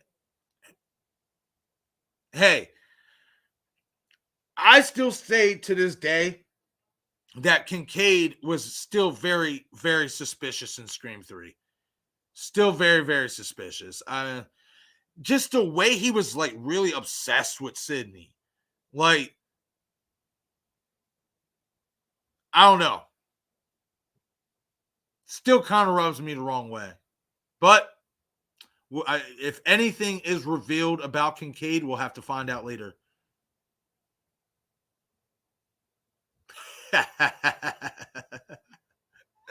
Man, Blanca, I wish they would bring the Detective Wallace character back. That's my boy, man. I loved him. I loved his one little, slick-ass comments. They're making a movie called Stabbed. He was stabbed. What did my boy say to Roman? Oh, yeah, we'll talk about your scene down at the station. We'll talk about your movie down at the station. This is a scene where you come with us. Shit like that. Like, oh, man. Blanca says, what if Detective Wallace is the killer and he wants to kill Sidney for stealing his partner from him? It's a fun joke to make. I'll say that. It would be stupid as hell for a motive. But all right, guys, let's get back into this character breakdown. You pull up this list, these characters again. Obviously, I still have the other characters as well, but I just have 4 of them split up here in one row. All right, so the second character we're going to talk about is Liana Liberado's character, Quinn Bailey, who is going to be Dermont's daughter. At least we can assume anyway, because they have the same last name. I am 50-50 on whether this character will be revealed as a Ghostface or will be a victim. And I feel like this. If she is a victim, then Dermont will be a killer. And I'll explain why he will be a killer when I get to his character. But I just got that feeling like she will be a sacrificial lamb for whoever Ghostface is. I don't think she's going to have any significance, like in terms of really being a part of the group per se. I think we're going to see certain scenes of her with the core group, our returning characters, as well as Jack Champion and Josh Segura and Devin Dakota. But I just don't know how much she's really going to be seen. Now, I'm going to lean more towards that this character is going to be a sacrificial lamb. Kind of like Jill Roberts did with her mother. That sort of thing, maybe. Especially if Dermot is revealed to be a killer. Calm down, it's okay. But if Dermot is revealed to be a killer, then I think that Liana's character, I think it would be too cliche that if Dermot is revealed as a killer, then his daughter would be a killer as well. I think that if Dermot will turn out to be a Ghostface killer, he's going to sacrifice his daughter and attack her or kill her off, or have her attacked, what have you. I think if Dermot is revealed as Ghostface and then she's revealed as Ghostface, it would suck, in my opinion. It's too obvious, right? Like, I think that would be too obvious that she would be helping her father. I think it would be a lot better if she wouldn't be helping him, if he is revealed to be Ghostface. And I'm not going to lie, we'll get there when, we talk about Dermot's character. I have softened on my critique of him not being Ghostface. He's kind of ticked up on my list a little bit. But we'll get there when we get there in terms of Dermot's character. But again, I don't know. I just got this feeling that Liana's character is going to be a victim. She's not going to be a survivor. I don't believe she's going to survive this film. And I'm leaning more towards she's not going to be Ghostface. I think she's going to be a victim, but more on the end of a sacrificial lamb. And her death is going to have a meaning to it. It's not just going to be she's killed off for kill's sake purposes. Her death is going to have some type of meaning to the story. So that's my take on Liana Liberato's character, which, I mean, I changed my thoughts because I honestly thought that she was going to be revealed as a character from Scream 4 and that we could possibly be getting a reenactment kill from Scream 4, which is why obviously Dermot his character is in this film and maybe we're following him years later. But now that we've gotten more footage out that she's actually, there present with, our core 4 and the other new characters, I think it's safe to say that she is obviously going to be in Scream 6 and it's not going to be a reenactment like I thought it was of a scene in Scream 4. But I don't think that she's going to be revealed as Ghostface. Could I be wrong? Absolutely. But I don't know. She's giving me really sacrificial lamb vibes. That's just where I'm going to leave it at with her character. But I want to know what you guys think in the comment section about Liana Liberato's character, Quinn Bailey. What do you guys think about her? What are your thoughts? Like, do you think she's going to be Ghostface? Do you think she's going to be a survivor? Do you think she's going to be a victim? And if she is killed off, do you guys think that her death is going to have some meaning to it? Or do you think they're just going to kill her off for kill sake purposes and for body count purposes?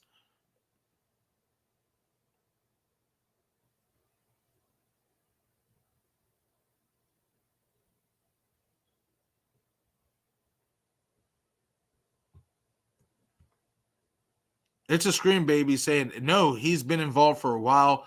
The way he says, I see Ghost too. And he was the only one with Dewey's phone and was so interested when Sid talked to her about her mother. I agree. No, I agree with that. I mean, I think that they definitely did, you know what I mean, show that Kincaid had an obsession with Sid. And I'll say this.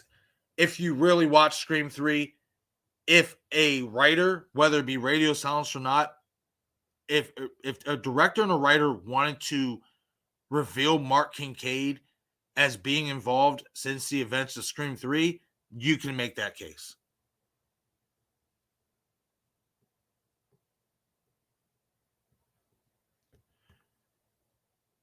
Villain killing Dylan. What is going on? Thank you for stopping in. I greatly appreciate it. He says, I think Dermot is the killer. We're going to get on that here in a second. You know, my feelings about him has definitely changed over the last few weeks. But real quick, Michael Joe in the chat. What's going on, Michael? How you doing today, man? Glad to see you here, as always. Hope you're having a great morning. We are now heading into the afternoon.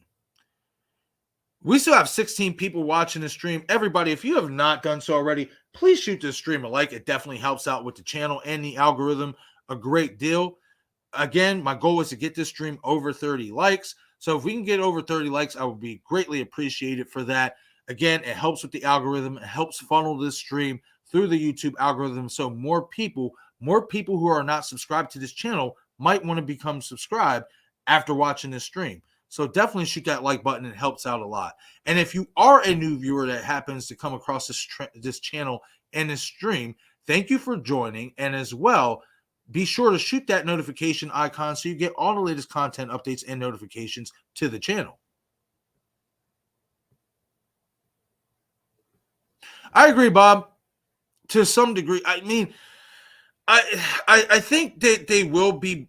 She could die as a body count purpose. I think that is a high possibility, but I think it depends on if Dermot is a killer or not. That's what I think.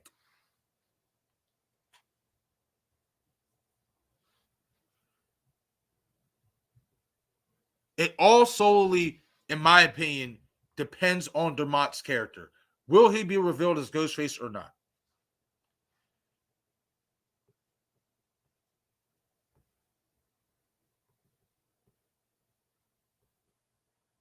Melissa with the thumbs up. Thank you, Melissa. I greatly appreciate that. Michael Joe saying, I'm having a great day. Just woke up this morning. Nice, man. Nice to sleep in.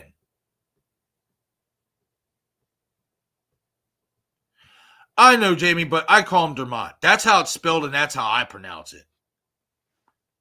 I'm sorry.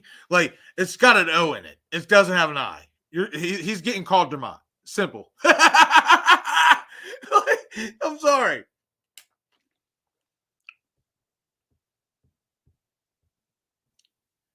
I'll pull that chat up. Jamie says, LOL Markets, it's pronounced Dermot. Yes, but again, it's Dermot to me. It's spelled M-O-T, not M-I-T. Dermot. Simple.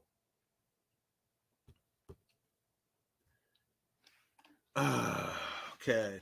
Scott Walker says, say Gale dies in Scream 6 and her funeral is in 7. Sydney, Sam, and Tara are at her funeral, but Sydney looks at her left. She sees a figure next to a tree, and it is Stu, but he disappears behind the tree. I mean, if it's Stu out of costume, then that would suck. You know, I personally wouldn't want to see that. I think you would have to do the in-costume reveal for that. Especially being that in the first movie, he was revealed out of costume. So I think if he were to come back and be revealed as alive and he's a mastermind and he's the head honcho of this whole thing, I definitely do think it would be, and it would make a lot more sense if they did an in-costume reveal to reverse what they did in the original Scream in terms of having him revealed out of costume. And I think it would make it a lot more epic to see Stu Macher pull off that mask and, you know, surprise, Sydney. You know, I think that would be just monumental. Like, I think that's the way they should go and would have to go. I wouldn't want his character to be revealed as alive by being out of costume and he's looking at Sydney, from a distance from a tree. Now, if they blur it out enough to where you can't make out who it is, okay, I can live with that. But I kind of feel like if they did do that, we would already know who it is. So.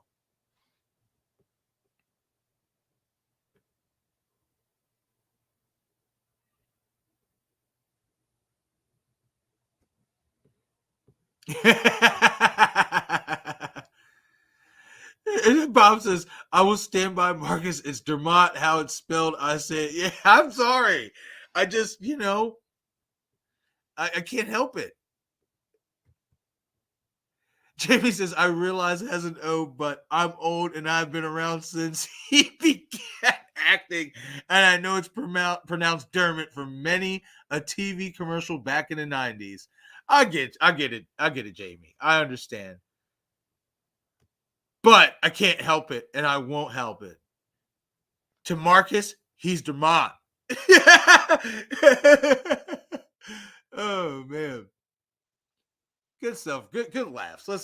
Good time we're having here. Love it, love it, love it. Charlie's a cuck. Dermot is Dermot. Let's go. Oh man.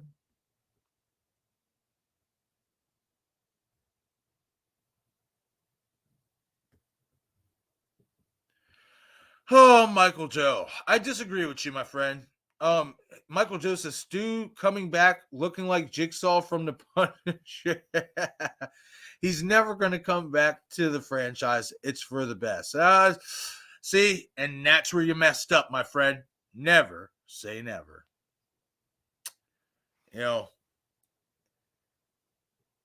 I definitely do believe that this man will return. And I think that the Easter eggs and the breadcrumbs that we have gotten is definitely leading us in that direction.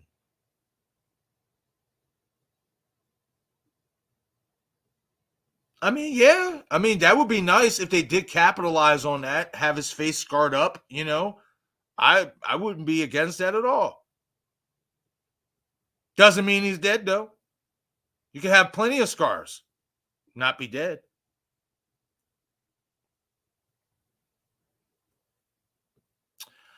Okay, so you know what? I'll try to be respectful then. I'm sorry. Okay, Jamie, for your sake, because I like you and you're a great supporter of this channel and just in the community in general, I will pronounce it Dermot.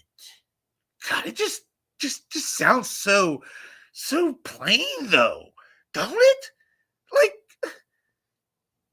don't it? Like it does. It sounds more invigorating saying Dermot. It sounds like it has a Mount Rushmore to it. Oh, I'm just fucking around. But Jamie Hart says, I have issues with mispronouncing names because people have called me, say Jamie in that way too many times over the years just because my name is missing the E at the end. I understand that. I do. It's just like many people misspell my name as Marcus and it's spelled Marques. So I feel your pain, Jamie. But it is what it is. The mittens. The mittens. Blucka. The mittens. Oh man. That would be great for a t-shirt. It really would be. Have Dermot, his picture with, the knife and the ghost face and all that stuff, the promotional picture that they have of him, and then on the back, kind of like a jersey, put the mittens on the back. Oh man. All right, so now let's move on to the third character of this character breakdown, and that is what seems to be Mindy's girlfriend, Annika, who is portrayed by Devin Nakota. Now, she is a character that I believe is definitely going to be killed for kill's sake. Obviously, she's going to be Mindy's girlfriend. At least that's what it's being implied. But I don't think she is going to have much in terms of like story arc or dialogue. I think that she is just going to be who she is, Mindy's girlfriend, and that subsequently she could be killed off and be a victim. I think that she could be the one who's zipped up in the body bag, but I also think that it could be Mindy as well. I will also say this, that she does have a possibility, a small possibility, to potentially be Ghostface. And the reason why I say that is because of the edited scenes that we've gotten in the trailer. That edited scene that we got in the trailer, in the TV spot, where we see Mindy crawling across the ladder, you see Ghostface bust through the door. But right before that, you see Devin Dakota's character, Annika, crying and stuff like that right behind Mindy, basically waiting for Mindy to get across. So I would assume that she can get on a ladder and climb across herself or crawl across herself. But then Ghostface busts through the door. And then you don't see what happens to Annika in that split second. You don't obviously see if she gets stabbed, if, it's a fake out, what have you. You just see Ghostface look towards Annika's direction after she seemingly gets flung to the side, or she runs to the side where you can't see her out of the camera, off camera. And Ghostface goes directly to the window, jams the knife into the seal, and it cuts. But Mindy is on the ladder. I think in that moment, you can make an argument that it is a possibility that Devin Dakota's character, Annika, could be Ghostface or a part of it, because that definitely does look like it has the potential, if they go with the route that they use that scene that we see Mindy crawling across the ladder, but then Devin Dakota's character basically gets cut out of camera immediately. I definitely do think that they're leaving the door open for her possibly to be revealed as a Ghostface killer, that scene will be a fake out. Those two edited scenes in the trailers really stood out to me. So again, I think that I'm going to lean more towards that she's going to be a victim. I think she's going to be the one we do see zipped up in that body bag. But given the edited scenes that we got, there is a small chance that her death could be a fake out and she might be a part of it. But I think she will be the one we see zipped up in that body bag. And the only reason why I say that is because we do see more scenes with Mindy obviously being alive, and you don't see Devin Dakota's character, Annika, with her. So I think that is also pretty telling that she's a goner in Scream 6. And that's where I'm going. That's what I'm going with in terms of Devin Dakota's character, Annika.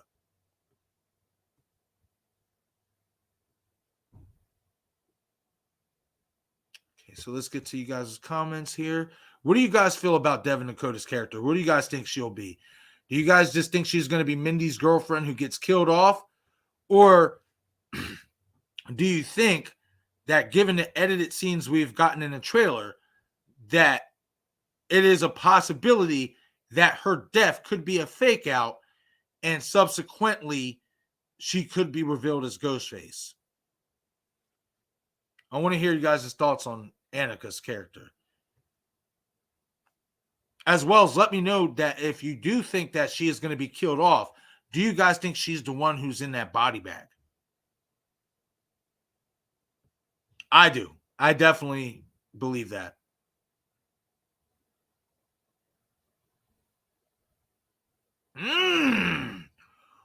Woo! Bob coming in hot, man. Hot take. Woo! Let's go. Hunting for Entertainment says Annika is 100%. Not 5%. Not 10%. Not 50%. Not 75. Bob says 100%. Annika is a part of the cult, and she is going to sacrifice Mindy. Woo! Let's go, man. Hey, I think that edited scene that we got in the trailer where her character gets pushed off camera, I think you can make that argument. I do. But I also think you can now. Again, I also think you can make the argument that whoever's getting zipped up in that body bag is the one who's falling from that ladder. And we do see in the trailer as well. Again, these are all edited, and it might not be even what we see in the movie. But given what we've gotten, we do see that her character is about to fall because Ghostface is tilting that bad boy. And I do believe that she is the one who's going to be zipped up if they go with that scene. But again, it's not impossible to think that she's a part of it. It's not. Given the edited scenes that we've gotten. And that's what I'm talking about these altered edited scenes. That's why I like them a lot, because it lets us speculate. It lets us guess. You know what I mean? Like, we're not going to 100% know till we get to the movie anyway. But what a damn good job of making us speculate on these certain scenes, because now you're giving us misdirection. One of these characters could die. It could be Mindy. It could be Annika. I like it. I like it a lot, man.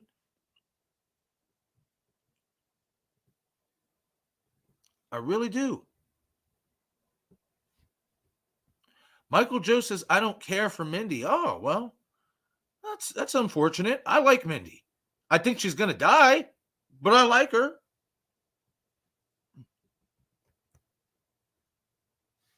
Scott Walker says, with your honest opinion, what do you think of the idea of a female version of American Werewolf in London remake?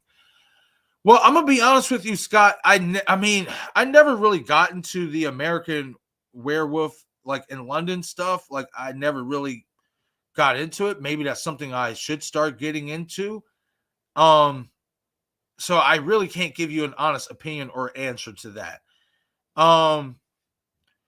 However, I mean, if it makes sense for a great movie, why not?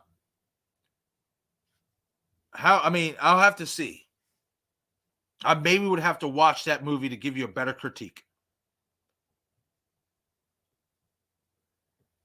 I will say this, even though it's a little off topic, the only werewolf movie that I have always been fond and fascinated of is Silver Bullet.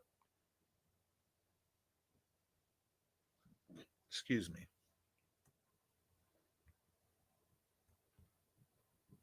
Bob says, just a feeling I have. Hey, man. Hey, go with your gut, my friend.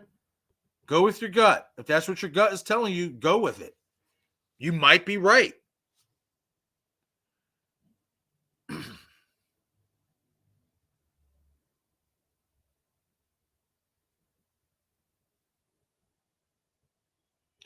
The CC show. Hey, what's going on? Thank you for stopping in. Greatly appreciate it.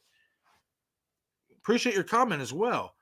The CC show says Samara and body bag. I disagree. I disagree. And the reason why I disagree is because I pieced this together. Whoever is getting zipped up in that body bag is in the exact same alleyway as the one who falls from that ladder. And the reason why I say that is if you go watch my video on my channel, I talked about this. I pieced it together. The scene where Samantha is standing outside of the apartment where there's bars and there's gates and stuff, and you see Dermot and the other cops walking into that alleyway. The background and the lighting and the setting matches that exact same alleyway of the body bag, which tells me whoever fell from that ladder is the one who's getting zipped up. That ain't Samara. It's not the same exact alleyway. So again, I respect your opinion and I respect your comment. But from what I've been able to piece together, not Samara in the body bag. And I actually think Samara, I think she's more important in this movie than we thought. And I'm hoping I'm right about it. I really am. And we're going to get to it here in a second.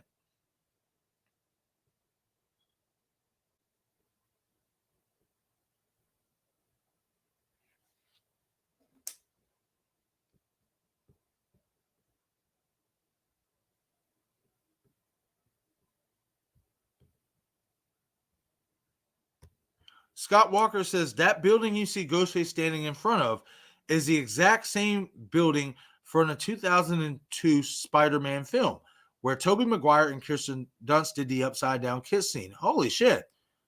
That's crazy. Wow. Great catch, Scott. That's nuts. Maybe that's why they decided to cast Tony Revolori.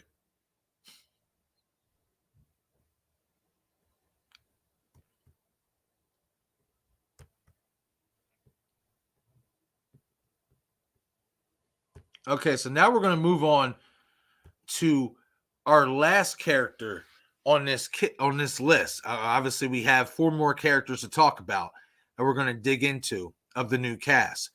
But we get to our last character that is obviously in this row here, and that is Josh Segarra's character, Danny Brackett. Guys, I think Samantha may have a new boyfriend by the end of this film. I think that Josh Segarra is kind of going to be somewhat of the Mark Kincaid of this film. I think he's going to be a big red herring. I think people are going to suspect him, but subsequently, he is not going to be revealed as Ghostface. And I actually think that him and Samantha are going to become an item. I just get that feeling. And the reason why I get that feeling, now, obviously, it can mean nothing. He could still be Ghostface and was just playing, the part, of trying to play helper with the whole ladder scene, because we know for a fact that he is on the opposite end window of the ladder scene. He's the one who's helping them get across, etc. So that doesn't automatically rule him out as Ghostface. Doesn't do that at all. However, I don't feel it with this guy. I don't.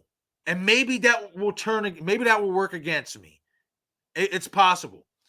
But I just don't feel it with Josh Segarra's character. I don't feel like, given what we've gotten in the trailers and stuff like that, and obviously it's not enough to go off of, but just my gut is telling me that this guy isn't going to be Ghostface. He's not going to be involved, and he's genuinely trying to help because he likes Samantha. And I think that there's the potential that he could be her boyfriend come the end of this film if he doesn't get killed off. And I think there is the potential that he could survive. I do. I think that he is actually going to be one of the survivors. And leading into Scream 7, he'll be Samantha's new boyfriend. Possibly still. That's the vibes I'm getting off of Josh Segarra's character, Danny Brackett. I just got a feeling, especially with that scene, the ladder scene, him helping Samantha, and then them talking outside of the building, and she's telling him we have to fight back and stuff like that. Like, I don't know. And it's too early, obviously, to tell based on their chemistry. But they just look like they would have the chemistry of boyfriend and girlfriend. They do. And I think that by the end of this film, Josh Segarra and Danny Brackett and Samantha Carpenter are going to be an item.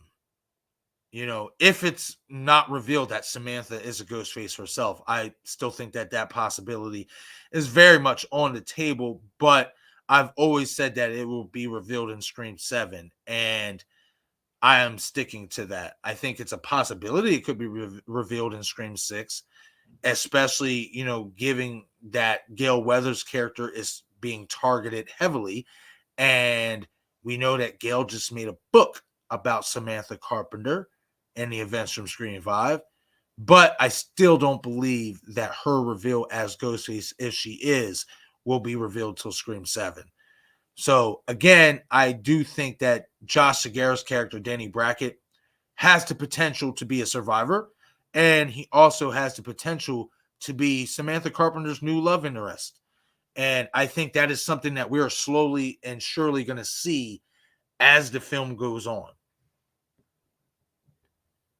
But hit the comment section and let me know what you guys think about Josh Segarra's character, Danny Brackett. What do you see him as? Do you see him as Ghostface? Do you see him as a victim? Do you see him as a survivor? And if he does survive, do you see him, like I do, potentially being the new love interest of Samantha Carpenter?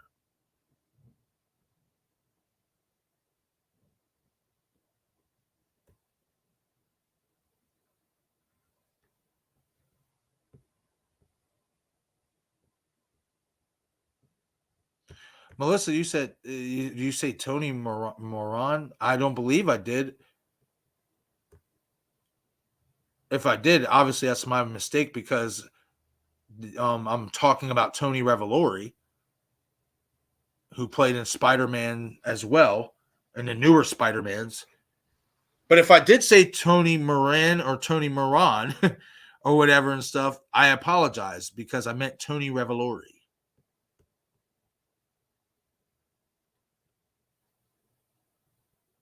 Oh no, man. Michael Joe asks, and I'm not like scoffing at your comment, Michael Joe. I'm just scoffing at the idea of Tobey Maguire playing Mickey when he was offered the role. So to reread this, comment, Michael Joe asks, Marcus, would you like to see Tobey Maguire play Mickey when he was offered the role? No. Tobey Maguire, he's a great actor. I'm not saying he's a terrible actor or anything. He's a great actor. Not for the role of Mickey Altieri. He has too much of that baby face, that innocent face, and I couldn't buy him as a maniac like that. I really couldn't. I know he played in that one movie with Jake Gyllenhaal and Natalie Portman. I think it's called Brothers, if I'm not mistaken, where he's like a war veteran and they thought he was dead and he comes back with terrible PTSD and he's like kind of batshit crazy in that one. But I never really could buy him as like a serious like psychopath, I guess. So to answer your question, no, they hit the nail on the head with Timothy Olyphant. I think he is perfect as Mickey Altieri. I don't think you could get any better than Timothy Olyphant for that character. The way he played that role was beautiful. Billy's mother. Nice twist, huh? Didn't see it coming, did you? Come on, guys. Like, I can't picture anybody else doing that. So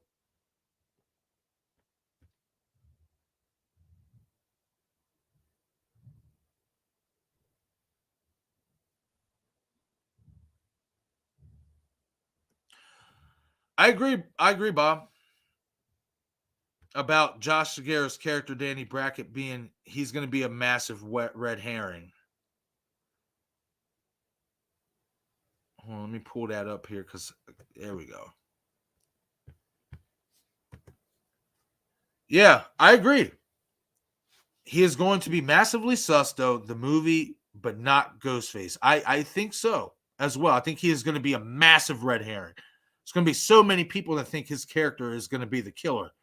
And subsequently, I think he will be revealed not to be the killer.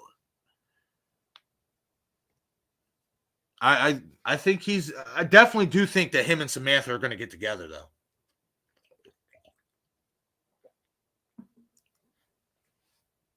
I'm banking on that.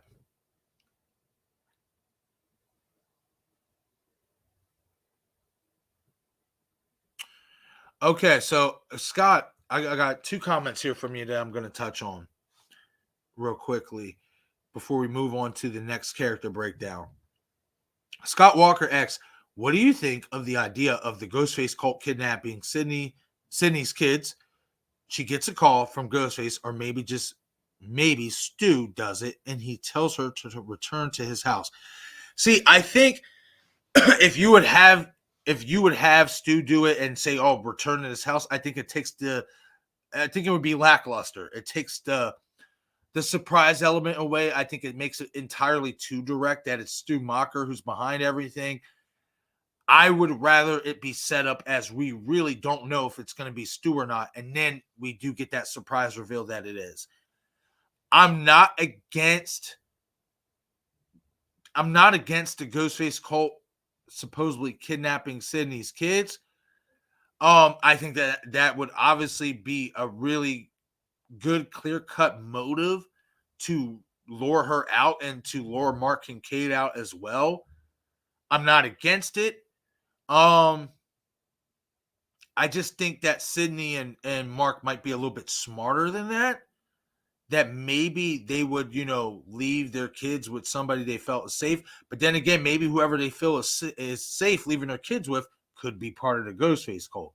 So I'm not against it. It definitely would give Sydney incentive to obviously make a return to Woodsboro or go after her kids and go after these killers. That definitely would bring her back. So I'm not against that at all.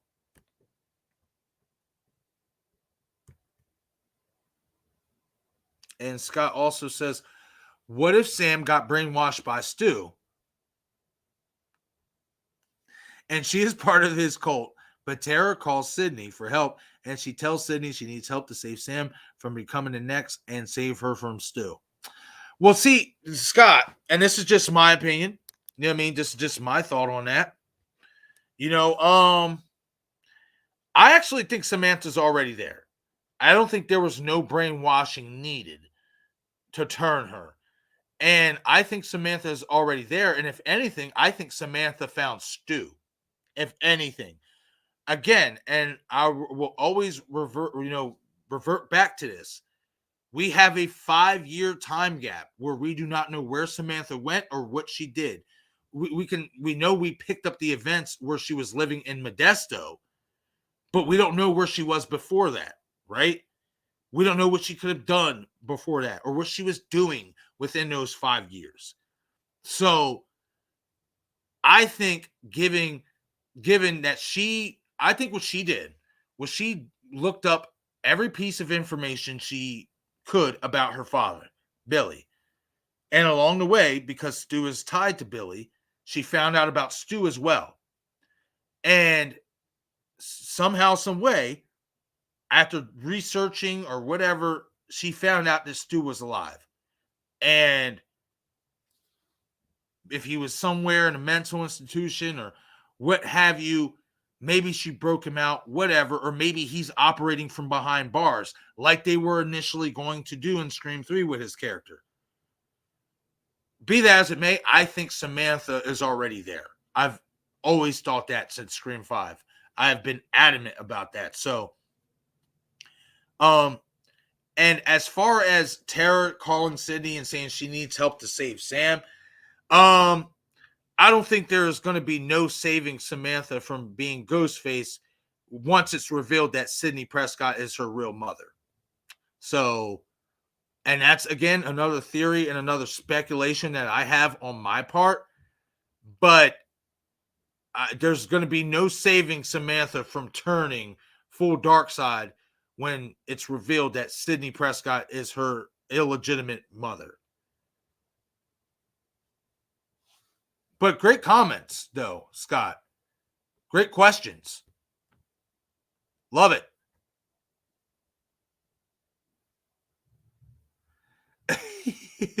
Jamie Hart.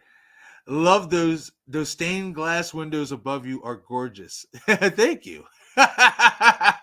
Thank you so much.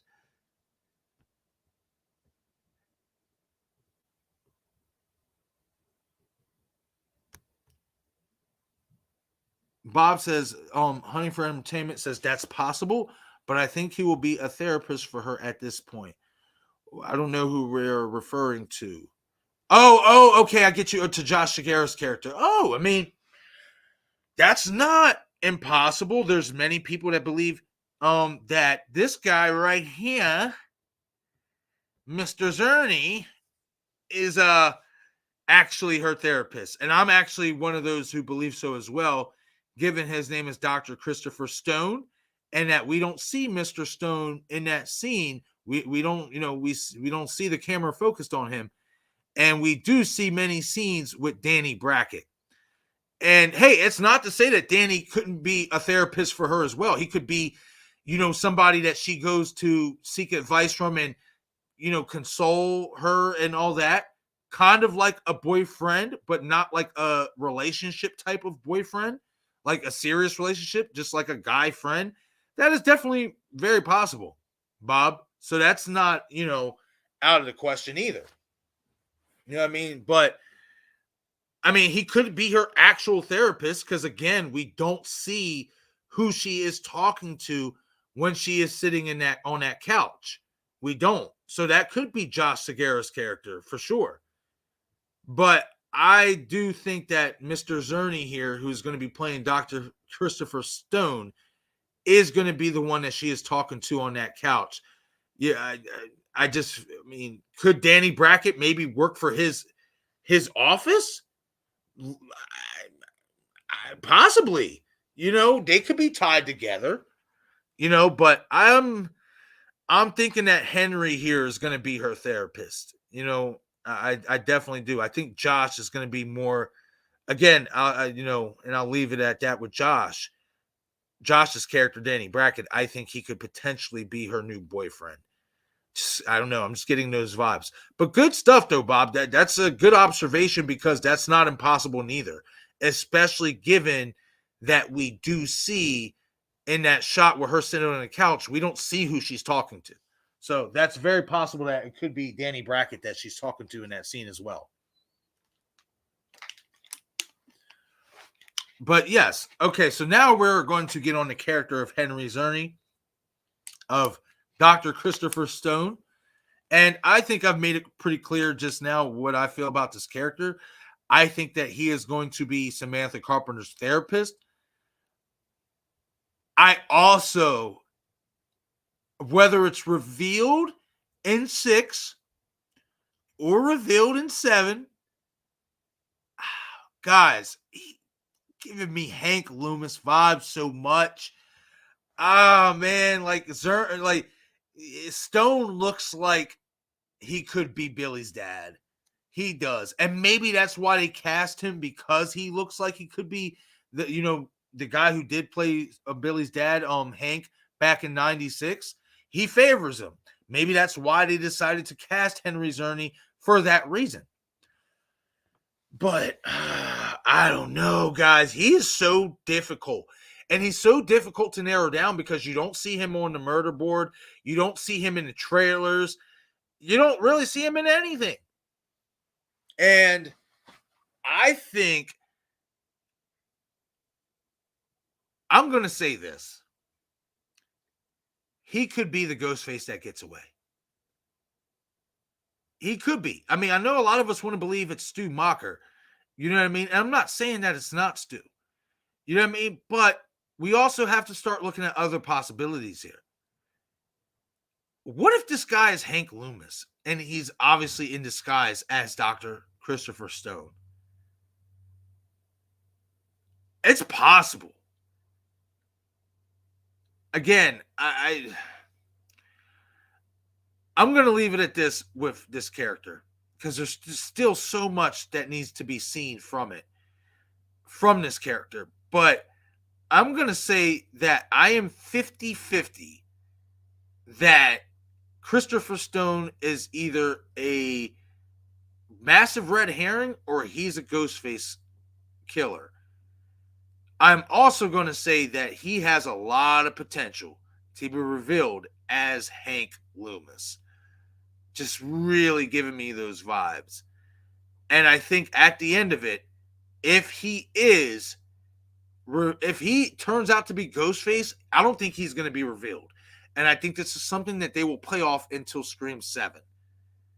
The reveal of Samantha's grandfather being a Ghostface and that he's been targeting her since Scream 5, like, it's not impossible to think.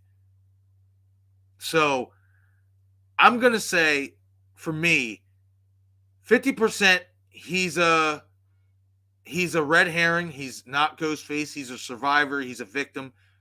And then the other 50% is that he's Ghostface and he won't be revealed until 7. And we're also going to find out that he's Hank Loomis. I am getting serious Hank Loomis vibes off Henry Czerny. Like, it's ridiculous.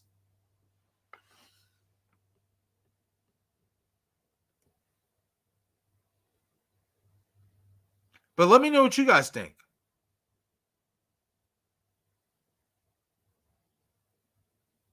Let me know what you guys think about Henry Czerny's character. Do you think that he could be potentially Ghostface, and that subsequently in time we will learn that he is one Hankerson Loomis? Yes, I said Hankerson, even though we have pronounced him as Hank. I am going with it. Hankerson Loomis. Will he be revealed as will Christopher Stone be revealed as Hankerson Loomis and revealed as a Ghostface? Or will Christopher Stone be revealed as Samantha's therapist, who is a massive red herring, but he won't be revealed as Ghostface? I want to know what you guys think on Henry Czerny's character. Man. Again, guys, Hank Loomis all the way for me.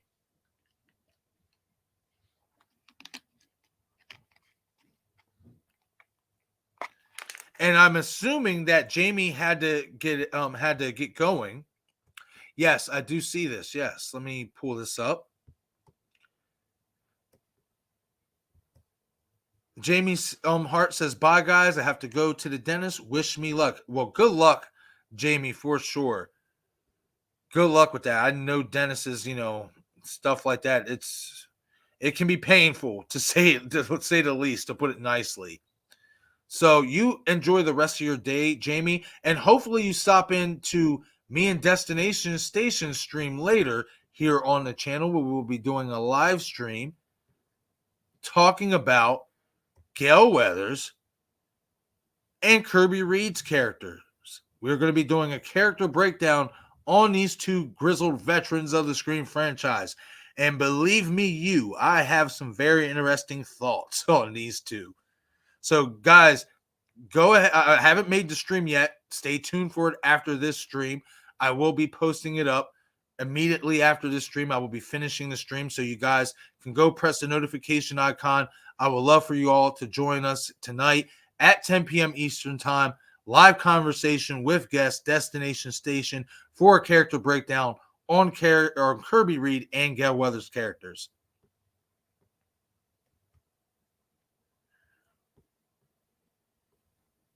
Okay, back to the comment section and get to you guys' comments.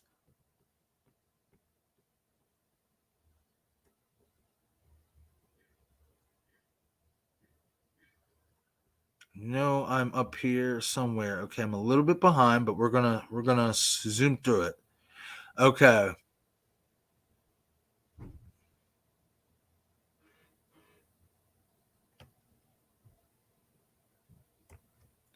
Scott Walker makes an interesting point.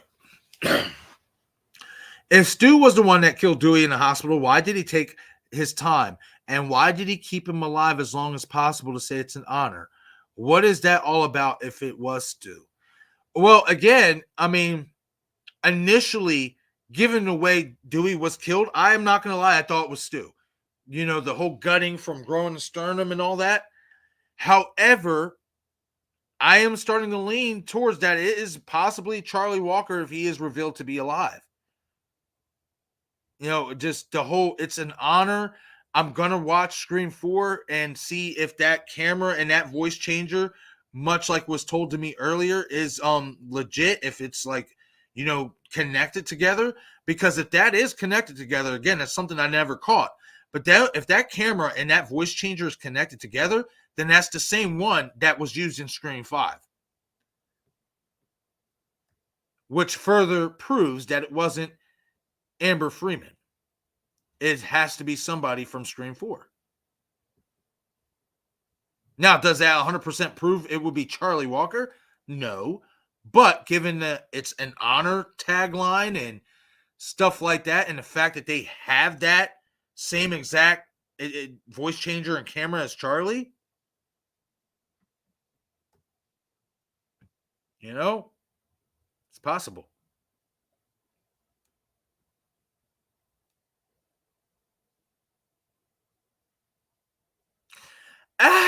Scott Walker. This would be cool. Scott Walker says, you guys are so cool. You craving something scary, Jake, and Destination Station. Why don't you guys do a live stream at the Stew House itself one day? Bro, man, hey, it's something that is not impossible. Something that would be very, very cool to do is to go to the live location of said house, of Stu Macher's house, or any, like Michael Myers' house, you know, any the people under the stairs house.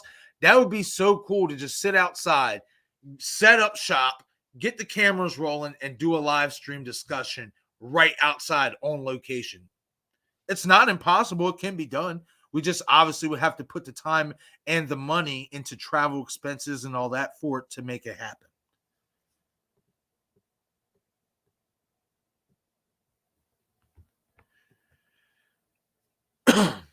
Bob says Sam and Tara are both the killers in 7 and not a part of the cult. I mean, after these events, you know, after the events of 5 and now 6, I mean, it wouldn't surprise me at all if Tara would fucking turn. I mean, she would probably be getting tired of this shit, you know? Probably getting tired of running, getting tired of, you know, being the victim, and just said, fuck it. I'm going to be, you know, the villain. Instead of being the hunted, I'm going to be the hunter. It's not impossible. And it'd be something different. That would be something different for sure. It would be. And yes, Michael, Joe, I am saying that within that 2-year time gap of Scream 1996 and Scream 2, before Sydney went to college, I'm saying that night that her and Billy Loomis did the do in Stu Macher's room, in his parents' bedroom, if I'm not mistaken, that they conceived a child. One child named Samantha Carpenter. And I believe that Sydney gave said child up for adoption, much like Maureen left Roman in the dust, and that Christina Carpenter, she was so obsessed with Billy and so in love with Billy that she just decided to adopt his kid. Because she wanted a piece of Billy in some shape, way, or form. She wanted to keep some part of Billy a part of her for the rest of her life. That's my theory. And I'm sticking to it. Scream 5, it's just the clues are there, man.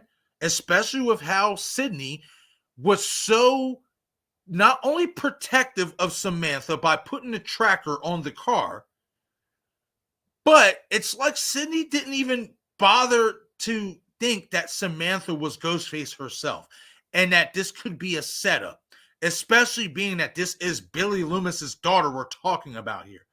Sydney acted way too caring and way too calm in the situation and comfortable. Maybe that's that guilt setting in. Who knows? You know what I mean? I could be wrong. But I feel very strongly about that theory. I think the clues are there.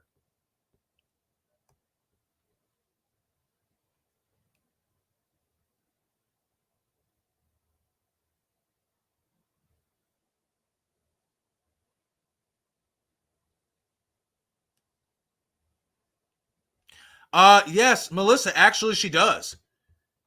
Hold on real quick, get to this comment here from Melissa.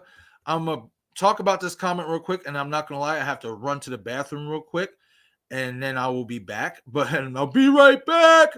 But I do want to answer this to this comment real quick by Melissa. Actually, Melissa, in Scream 5, I don't know if you watched Scream 5 yet, but when Sydney gets introduced, she's pushing a stroller. And it is speculated that she says the girls. So she has 2 girls. She has 2 kids or whatnot. That is referenced at the beginning of her introduction of Scream 5. So she does have kids. Oh, shit. This is the wrong comment. Holy shit. I didn't even realize that. Ha ha. There it is. My mistake. But Yes, Sydney does have kids. She has 2 girls that was referenced in Scream 5. But I think that she has 3. And that the first one is Samantha Carpenter. I believe in that. And I'm sticking to it.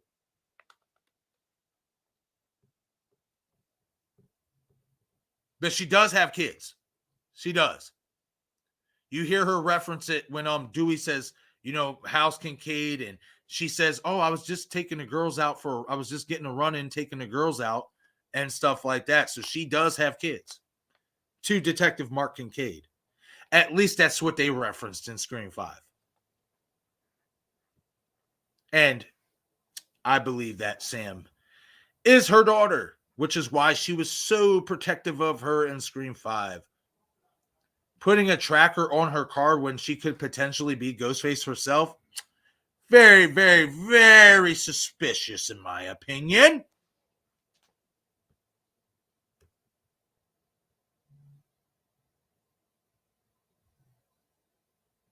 I catch up with you guys' comments here.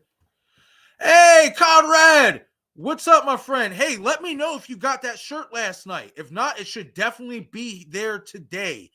But like I told you yesterday, they did tell me on the UPS site that 7 o'clock was your shirt should have been delivered. So, yeah, let me know about that, my friend. But Scream Rad says, bro, you're getting closer and closer to 1K subs, Marcus. 100. Yes, man, I know. Bro, I'm so excited. Like, just over these last 2 months, especially, like, the response and the support and everything, the views and everything to the channel has really, really starting to skyrocket. And it's because of you guys. Honestly, everybody that shows up in the chats, that shows up in the chats of my videos, that shows up in the chats of these live streams, you guys are the reason why this channel is seeing the uptick. You guys are the reason why people are believing in this channel and believing in the content that I am putting out. We may not always agree on every single theory or every single thought that we have, but if there's one thing that I think we all agree on, is that we all love horror. We all love to talk about horror movies and the horror genre. And that's what we all share in common. Again, we don't have to agree on everything. We're not supposed to. We're not built that way. But if there's one thing that we can consistently agree on, is that we love this genre. We love having these type of conversations and engagement with one another. And again, thank you all who tune into these live streams, who have been tuning into my videos, who have been tuning into my live streams when I was having lagging issues, when I was having technical difficulties, telling me it's okay, Marcus, just keep the stream going. We'll get through it and all that stuff.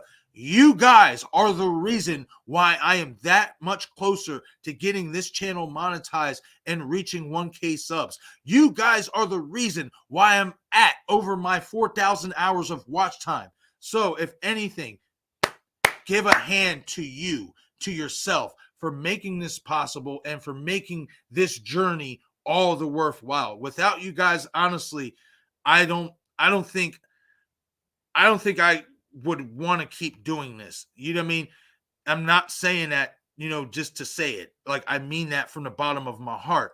You guys engaging and responding and showing your love and showing your support for this channel and just for the community in general of content creators that do their damnness to give the best content available for the horror genre. The love and support that you show us is unparalleled, honestly. So if anything, give you yourselves a hand, or as Buster would do in Halloween Resurrection, give yourselves a nice pat on the back. Guys, honestly, I greatly appreciate you all. Like, you guys, again, when I'm putting together a video and I'm putting together a live stream, I'm just like, I can't wait to hear what everybody else thinks. Even if you don't agree, I'm just like souped up, you know what I mean? Charged up, wanting to know what you guys feel and what you guys think about these theories and these conversations that I put together. And again, this journey means nothing without you, the viewers. So again, you guys are a part of this channel and a part of this journey and a part of the grind and the work that I put in just as much as I am. Okay, everyone, real quick, I am going to take a quick bathroom break and I will be right back. I'll be right back.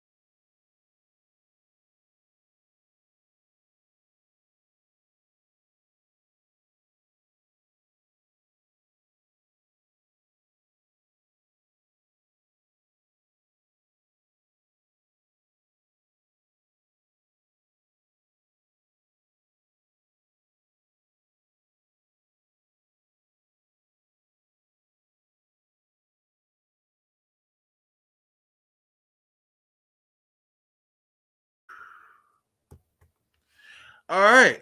So back again. All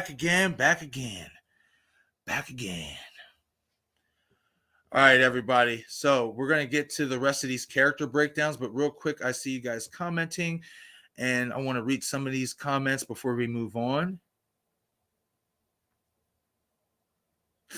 See, Michael Joe, this is where I don't know about that. And the only reason why I don't know about Tara being Sydney's daughter as well is because we know for a fact that Mr. Carpenter he was around when, like, he's the one who got Christina pregnant with Tara. And also, say what, there's like a how many year time difference or age difference between Tara and Samantha. So Tara would have been born in what? I want to say roughly 2003, 2004, maybe. Yeah, if she was supposed to be 18 in 2022. So she wouldn't have been born until after Sidney Prescott was with Mark Kincaid. So I highly doubt that Tara would be revealed as Sydney's daughter. It makes a lot more sense for Samantha because the timeline adds up. Because Samantha was born somewhere in 1997. Because they said that she was she was conceived or whatnot around the events or right before the events of the 1996 murders, meaning that she would at some point been born in 1997. Now, I will say this about Scream 5 and just in this new trilogy in general, they fucked up Samantha's age because she's not 20, she shouldn't have been 23 years old in Scream 5. She should have been 25 years old. If she was born in 97, she should have been at least 24 going on 25, not 23 years old like they said she was. So that was a big faux pas mistake that they did for sure.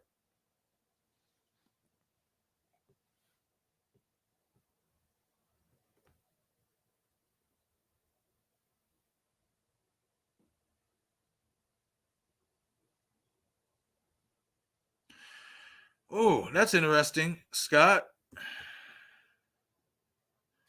If Billy didn't get killed and he survived his injuries, what would happen when will you be in prison, escape from jail to get his revenge on Sydney? I mean, if Billy, yeah, but I doubt Billy would be alive. And I think Billy's dad did have money too. He was a lawyer. So, I mean, I just think it's more credible that it would be Stu than Billy because Stu wasn't shot in the head. And I think because everybody forgets about Stu and nobody forgets about Billy, if Billy escaped from prison, I think that somebody would know about that. Could be wrong. Horror Tori. Hey, what's going on, Tori? I hope you're having a great day. Thank you for joining. Been going since a little bit after 10 this morning. I'm already going on 3 hours. Damn, that time went fast. But Horror Tori says, wouldn't it be crazy if Sid is Sam and Tara's mom? Well, again, and I just said that it wouldn't add up for Tara. It wouldn't add up for Tara because she's, she was already with Mark Kincaid by that time. The only way that would work is if she would be revealed as Sydney and Mark's child. And I don't think that would be the case at all. But in terms of Samantha, yes, the time frame and everything add up.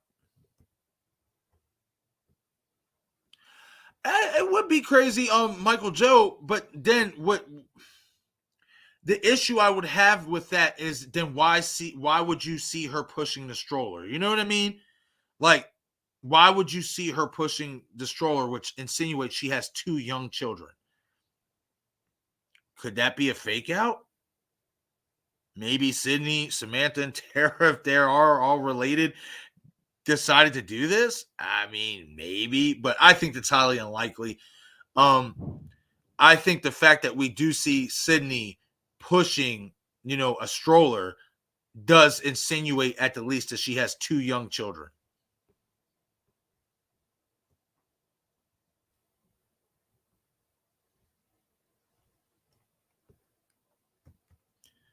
Okay, look at this. Mimo boy, what's going on, buddy? Hope you're having a great day. Thank you for stopping in. He says, hi, Marcus. How are you? Glad to caught you live. I and my friend just finished watching Scream 3. Love it as usual. Tell me whom you think who was asking for Sydney's file, Angelina or Roman with the voice changer. I actually think it was Angelina. I do. I think it was Angelina in that regard. And the reason why is because I think to make her role in Stab 3 seem legitimate, to seem like she really was trying to be Sydney Prescott and like learn the character, I think Roman put her up to that to get that file. I do. They had to make her look legitimate so she wouldn't be, so she can avoid suspicion. How do you do that? You have the actress call for the file of the character that she is trying to portray. So I definitely do think it's Angelina who is the one who called the Woodsboro police station looking for Sid's file.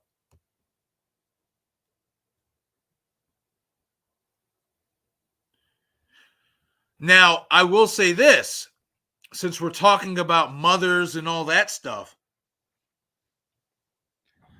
I do think, and this is a theory that I originally heard from one of my fellow subscribers, Tina Forbes. I haven't seen Tina stop in to any of the live streams lately and stuff. So, Tina, if you come across this live stream, this is for you. But Tina made an interesting theory observation that Angelina could be actually Christina Carpenter, which would explain why we didn't see Christina Carpenter in Scream 5. And I'm going to say this, after giving it some thought and really breaking it down, I am going to do a video about it.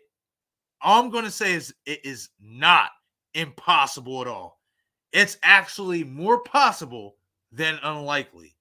And it's a theory that I actually really, really, really like.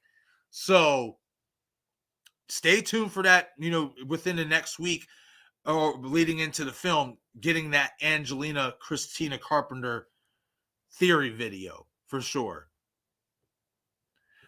All right, everyone. So let's zoom through these next 3 characters before we wrap the stream up, or the episode 4 up of the podcast for today.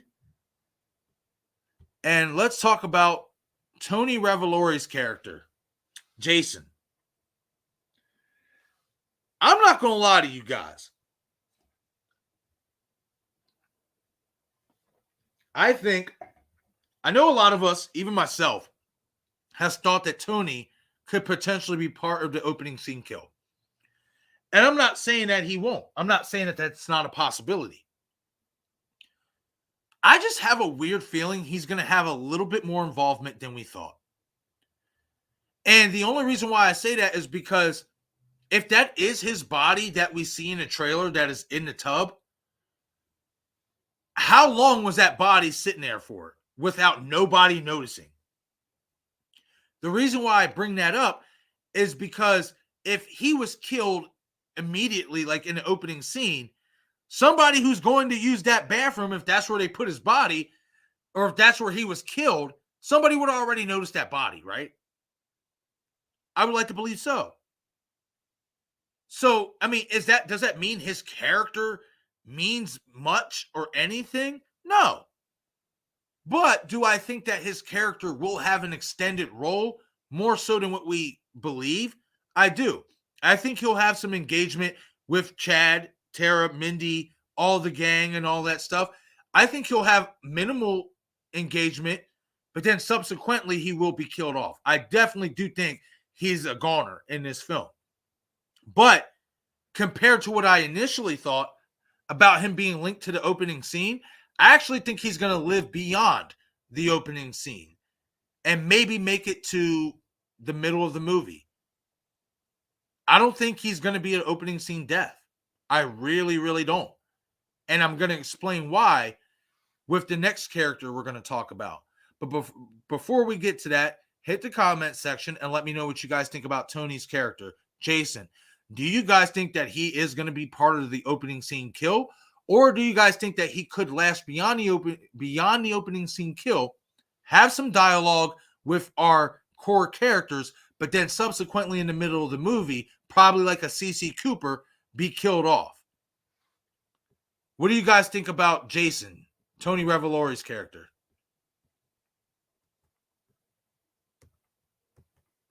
Oh, snap.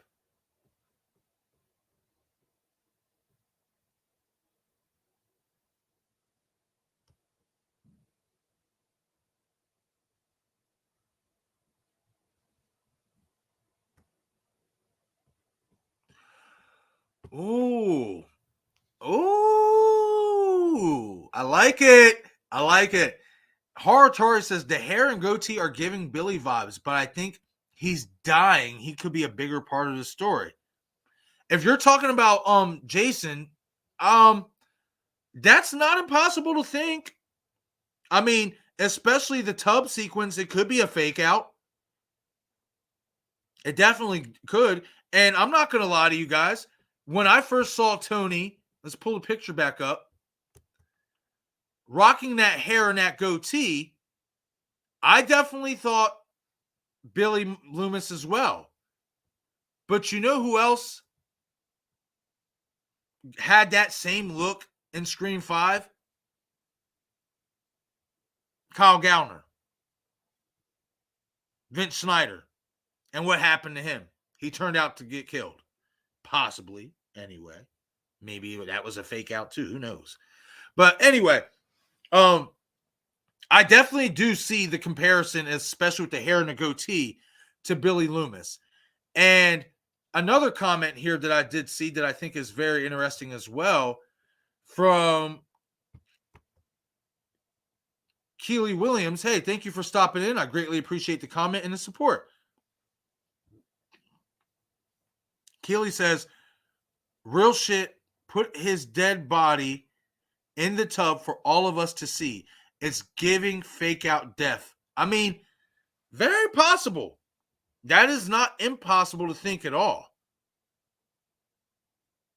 Now that you say it, I even think it's a very good possibility that it could be. Could Tony be a killer? Maybe. I mean, I don't see him as that. I don't. But I see where you guys are coming from and why you would make that observation and that theory and that assumption. I do. I really do. I like it. I love it. Good shit. You guys are giving me even some more insight, or even different insight to look into, especially when it comes to Jason's character.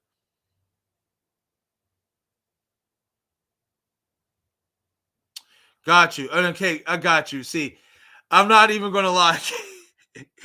Oh, all right. Okay, so Kelly. Okay, I'm going to. Okay, so Kelly. So is it Kelly? Okay, so I'll assume it's Kelly, or whatnot. But radio silence for RS. See, I can't be too sure anymore. With the new age slang, RS means real shit.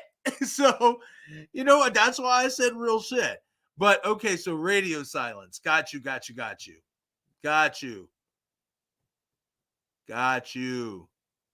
But yeah, that's a good observation though, Kelly. I like it. It definitely could be a fake out death. I mean, possibly. I mean, I don't know how I feel about Tony Revolori being a killer. But he definitely does give off Billy Loomis vibes with that hair and the goatee. But again, we've seen this in Scream 5 with Vince Schneider's character. So that doesn't automatically mean that somebody who looks like Billy Loomis obviously is going to be revealed as Ghostface.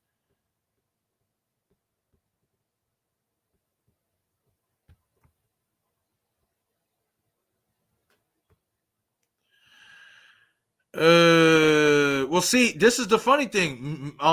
Memo Boys, maybe Kelly's right. Maybe it's not really his death. Maybe it's a fake out. But be that as it may, it is kind of disappointing when they do put those deaths in the trailer and stuff like that. It is. I was just talking about it earlier. I miss the old simple trailers. You get like a quick hallway shot or of something, or you get, something that doesn't give away scenes from the movie. You get a quick promotional, it shows the labeling, and then boom, it's done. But it's not. I don't like it neither, buddy. I don't think it's a good move. I don't. It spoils things for us. Michael Joe asks, Marcus, do you think Billy Loomis can come back to life from being shot in the head? Jill got shot in her chest and still be allowed to show up in Scream 6, not a flashback, being a killer again. Again, I really don't. I don't think Billy could come back to life. And also, if they wanted to bring Billy back to life, why make him a hallucination, right? Why make him as a vision of Samantha? If he was really alive, she could have just went to see him in jail. Like, you know what I mean? Or in a mental ward. So I don't think there's a way you could bring Billy back, especially from a gunshot wound to the head. Now, it's not to say that people in real life haven't survived gunshot wounds to the head. They have. But I'd also like to think he'd be damn near a vegetable, bruh. Like, I think he'd be tore up. We would call Jill a vegetable for getting electrocuted, with the joints or whatever and stuff. The fucking forget what they are called. Defibrillators. There we go. With the defibrillators and shit. We say that she would be brain dead and all that stuff. I'd like to think Billy getting a gunshot wound to the head wouldn't be all that up there mentally, like, either. I don't think he'd be mentally incapacitated enough to even cough out a word. That's just me, but and in terms of Jill returning, I think it holds more weight for Charlie to return because he's the one who stabbed Kirby. Unless Kirby was involved, and it's going to be revealed in Scream 6 that Kirby was involved before, there's no reason to bring Jill back. None whatsoever. None. And again, could she have survived that gunshot wound?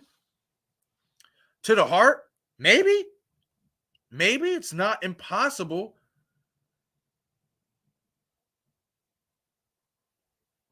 But with all the news that was around her, with all those cameras, at the end of the film that was, dubbing her the hero, I'd like to think when it came out that she was Ghostface, if she were to escape, if somebody were to find out that she escaped the mental hospital or whatever, somebody would know about that. And it's not like Jill's parent, we don't know who Jill's dad is, but it's not like her mother is alive to pay off the courts like we assume Stu's parents paid off the courts to get his record sealed. So I think for both of these characters, it's very, very steep to think they could ever come back, like physically, like for real. I think it's definitely more likely that Charlie would survive his knife wound to the heart than Jill would survive her gunshot wound to the heart, and Billy would survive his gunshot wound to the head. That's just my opinion, Mike.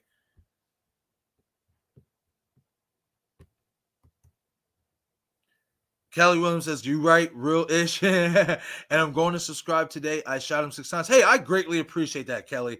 Honestly, that's awesome. Thank you so much. That's what's up. Let's go. We're getting close, baby. Them 1K. We almost there. Let's go. Love it. I love having these conversations with you all. Okay, everyone. I will say this though, because I am getting ready to wind down the podcast. I am about ready to head out here soon because, again, I do have other stuff to get out there. I have a video that I want to get posted. I have the live stream for later to get, posted up and all that stuff so you guys can get notified. I also have to be watching Scream 4 again so I can see if this damn camera and voice changer are connected together. I have a lot to do here in the next over the next few hours. So we are about to wind this stream down, but we are going to talk about our last 2 characters of the new cast for Scream 6. And we're going to start with Samara Weaving's character, Laura.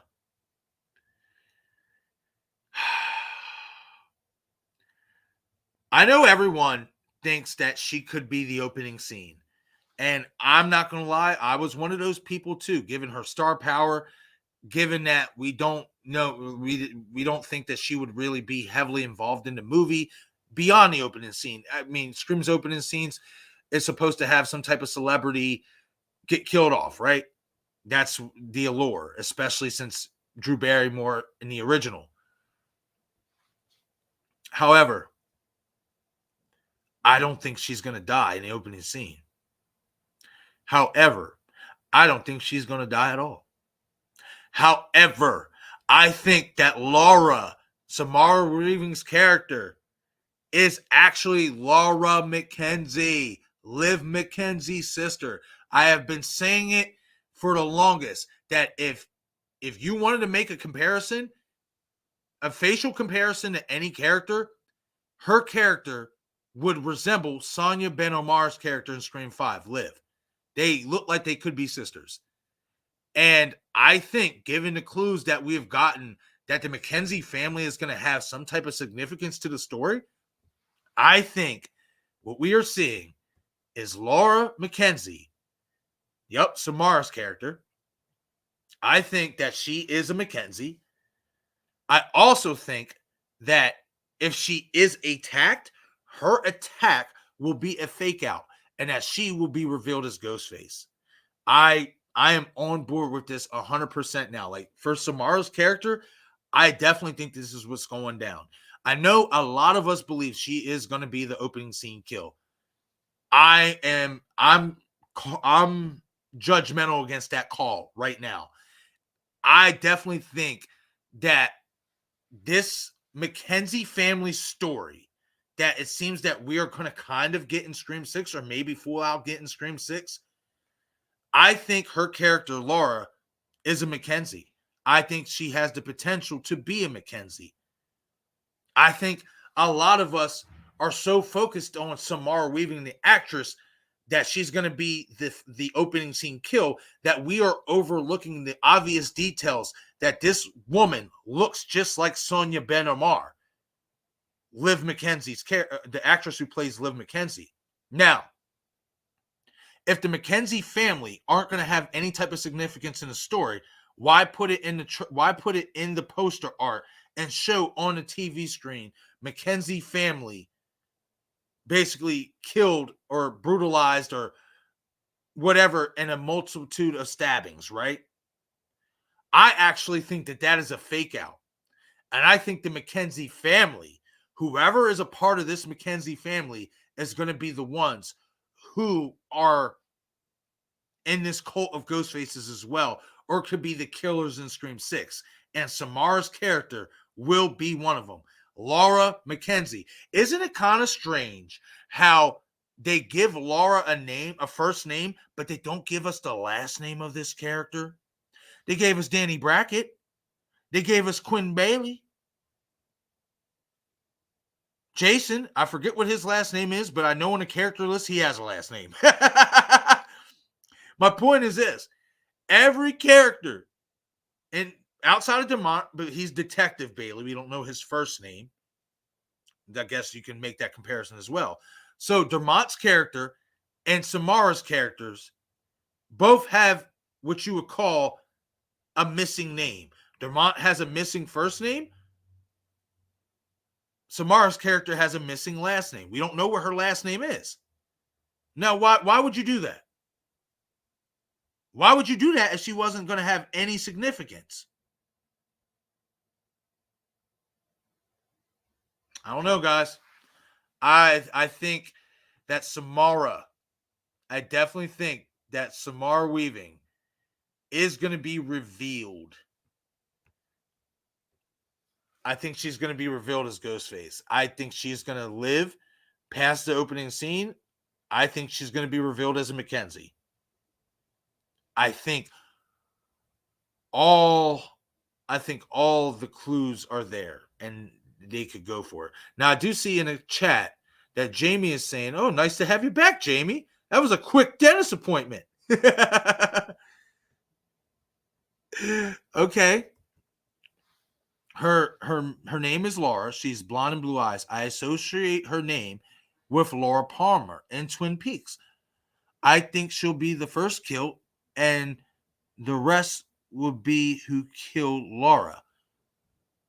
Quote unquote, who killed Laura Palmer. Okay, that's interesting. That is interesting. I never watched Twin Peaks, so I honestly don't know what you're talking about, Jamie, but I'm gonna actually look up that character after the stream and make my own observations about it. But that's interesting for sure. But I definitely do think that she could be tied to Mackenzie's. I do. I just feel like the facial similarities are there between her and Sonia Ben-Omar's character. And in my opinion, if they don't make her a Mackenzie at the least, even if they don't reveal her to be Ghostface, I'll be okay with that. But if they don't make her a Mackenzie, I kind of do feel like they would be missing out on an opportunity, because I definitely do think there's some similarities there that you can point out for sure.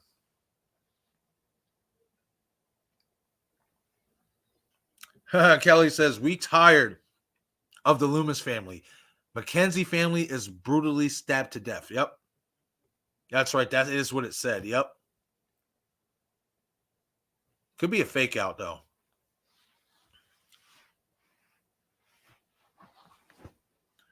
Definitely could be a fake out.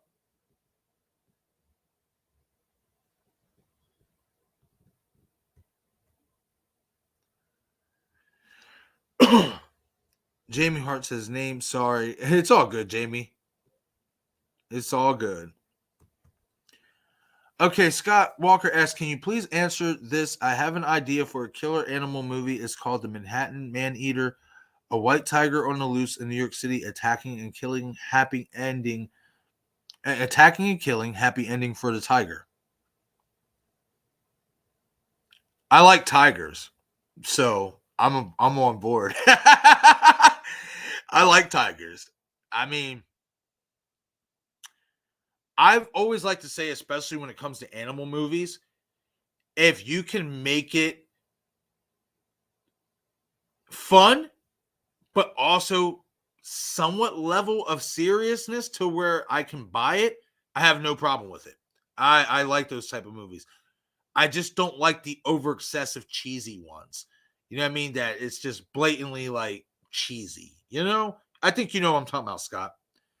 But I like the idea. I do. I think you're onto something. I like it.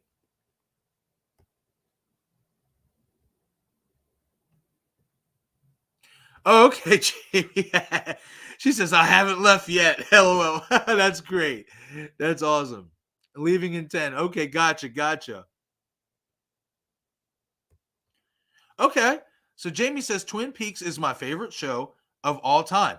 2 seasons in the 90s ended on a cliffhanger. 25 years later comes season 3. Also, a movie, Twin Peaks Fire Walk with Me in 1992. Dive in, drink deep. Oh, okay. That sounds interesting. Might be have something to look into. Catch up on some Twin Peaks. The cliffhanger. Oh, okay, got you. That's who David Lynch is. Okay, got you. Well, you got me sold on the cliffhanger now, Jamie, so I might have to check out Twin Peaks. Hey, Gina, thanks. Good to have you back. I hope Ziggy is doing well. I hope he had a nice walk. All right, everyone. So we are going to get to our last character breakdown before we end this podcast for today. And we are going to quickly talk about Dermot's character, Detective Bailey. Man! I'm not going to lie.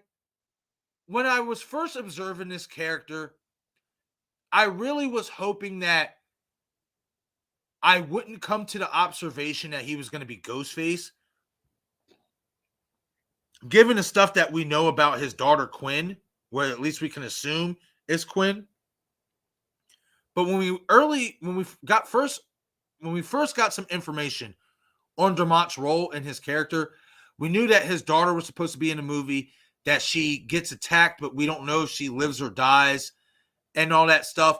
And I thought that for his character, that would be a pretty interesting dynamic, especially given that he would be a massive red herring. But you could also give this character a story to follow in terms of Ghostface attacked my daughter.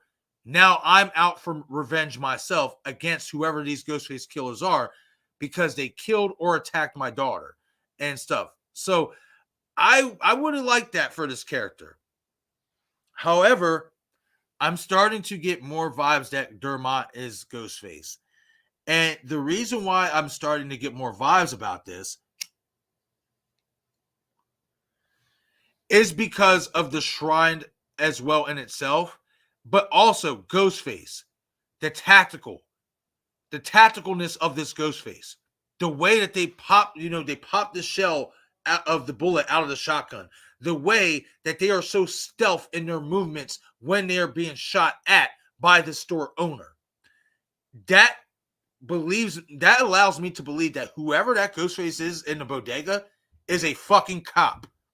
With moves like that, that's a cop. That's a law enforcement agent, somebody that has some type of combat training. And that's why I believe that Dermot potentially is going to be revealed as Ghostface. Whoever is in that bodega scene, that is a cop. Make no mistake about it. Go back and look at the movements. That is a cop, guys. There's no way you can argue that, in my opinion. That is a cop. Ever since that trailer drop, and the more I watch it, and the more I break down the movements of this said Ghostface, and the athleticism when they're running after Gale in her chase scene, scaling the couch like that. That would be something that a military, officer, a soldier, a cop, that's something that they would be able to do. I'm not sitting there saying a normal human being couldn't do that, but let's really be honest here. In most of the Scream movies, right? Most of these killers trip over something. They fall over something. They fall over a couch. They, run into a refrigerator door, something. This killer, this particular killer that is in the bodega scene is too smooth. The movements are too smooth. The quickness to realize when you're about to be shot at. You sense when you are about to be harmed with a weapon.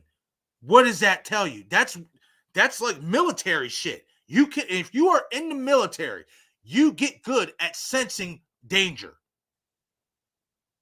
So that scene where the store owner raises the shotgun and Ghostface quickly turns and then pop, ducks down. That's a cop. That's a cop or some type of military agent.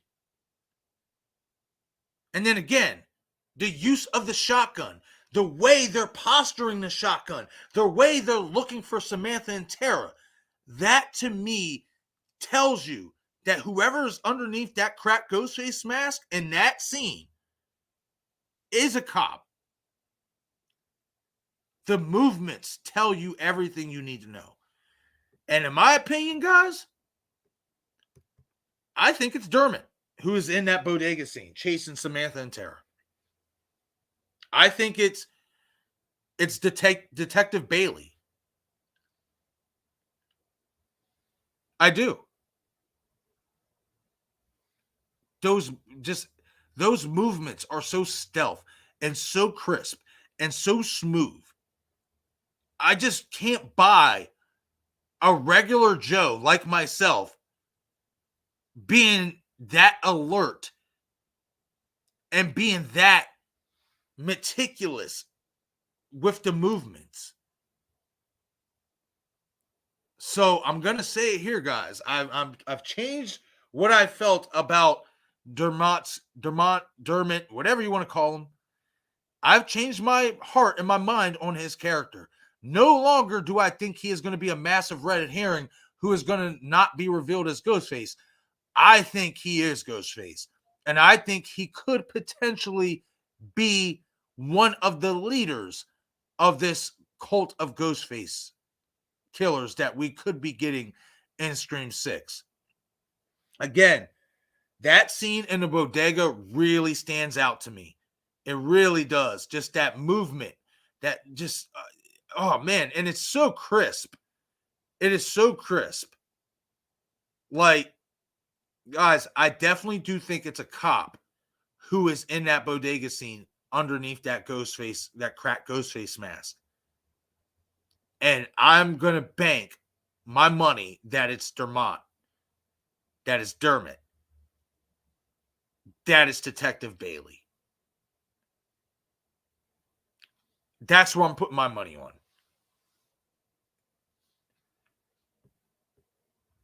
But what are you guys putting your money on? Hit the comment section. Let me know what you guys think about Dermot's character. Do you guys think Detective Bailey is just going to be a massive red herring who will be revealed not to be Ghostface, and that he is going to be the character that I initially thought he was going to be, which is a detective who is trying to avenge his daughter's attack or murder? Or do you agree with me that the movement and the stealthiness of the Ghostface killer in the bodega scene makes it too obvious that it is a cop, and that it will be Detective Bailey who is revealed that is underneath that cracked Ghostface mask and costume? I want to know what you guys think about that.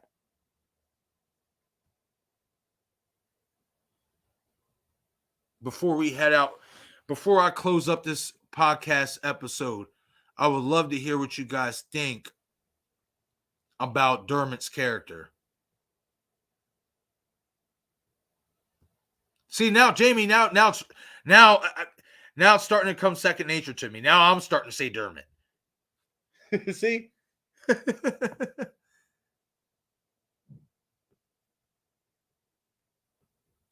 To answer your question on Samara, Mima boy, I personally would like to see her as Ghostface. I would. I'm not gonna lie. She just, I don't know, something about Samara just looks like she fits in a Ghostface robe. It just does. Michael Joe asks, Marcus, have you seen Cocaine Bear yet? No, I have not, but that is on my bucket list.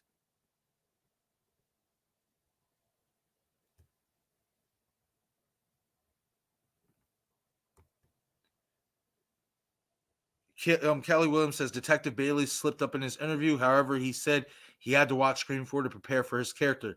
Yes, and he also said in at the Scream fan experience that he did a video with Mason Gooding and Tony Revolori that he actually watched all of the Scream movies, that he went back and watched all of the Scream movies to get himself prepared. So he actually called himself a Scream savant out of the three gentlemen that were standing there in that video. So he's definitely done his homework.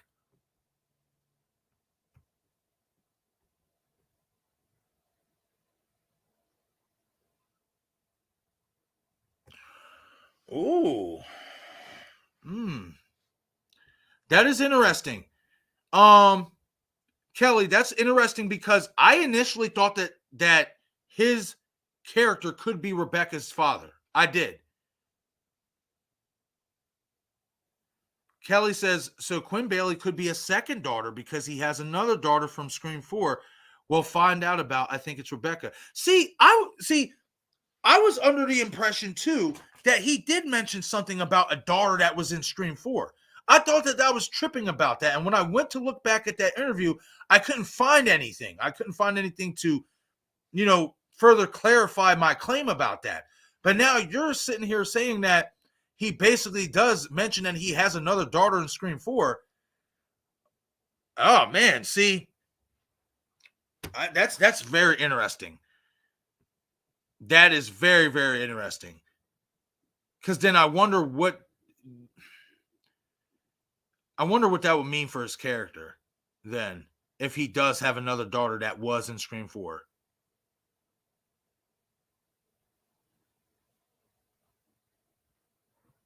That's crazy. See, because me and Bearded Entertainment were on Destination Stations channel a couple weeks ago, and we kind of had a debate about that. And he was like, "Oh no, they didn't mention nothing about him having a daughter in Scream 4." And when I went to look it up, I couldn't find it. You know what I mean? So then at that point, I'm like, "Oh, maybe he didn't." You know what I mean? So thank you for that, Kelly, because I could have sworn I saw something like that a long time ago as well. I know it wasn't fucking bugging.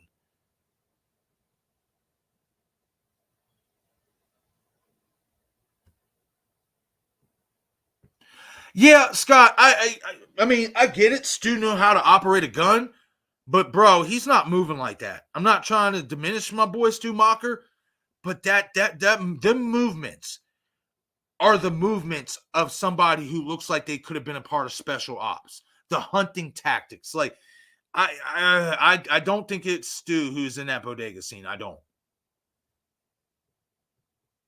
Whoever it is, it's a cop for sure, in my opinion.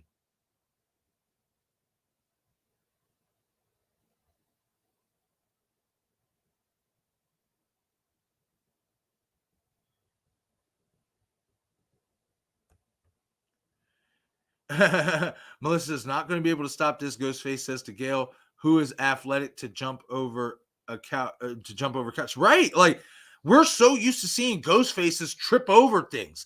We hardly ever see like a Ghostface that has that type of athletic ability, and that is athletic ability for sure. To scale the couch like that flawlessly, effortlessly, without slipping, without anything. That's incredible athletic ability.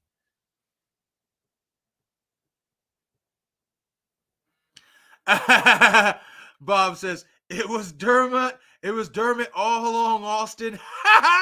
Yes, let's go. Nice Stone Cold reference, my friend.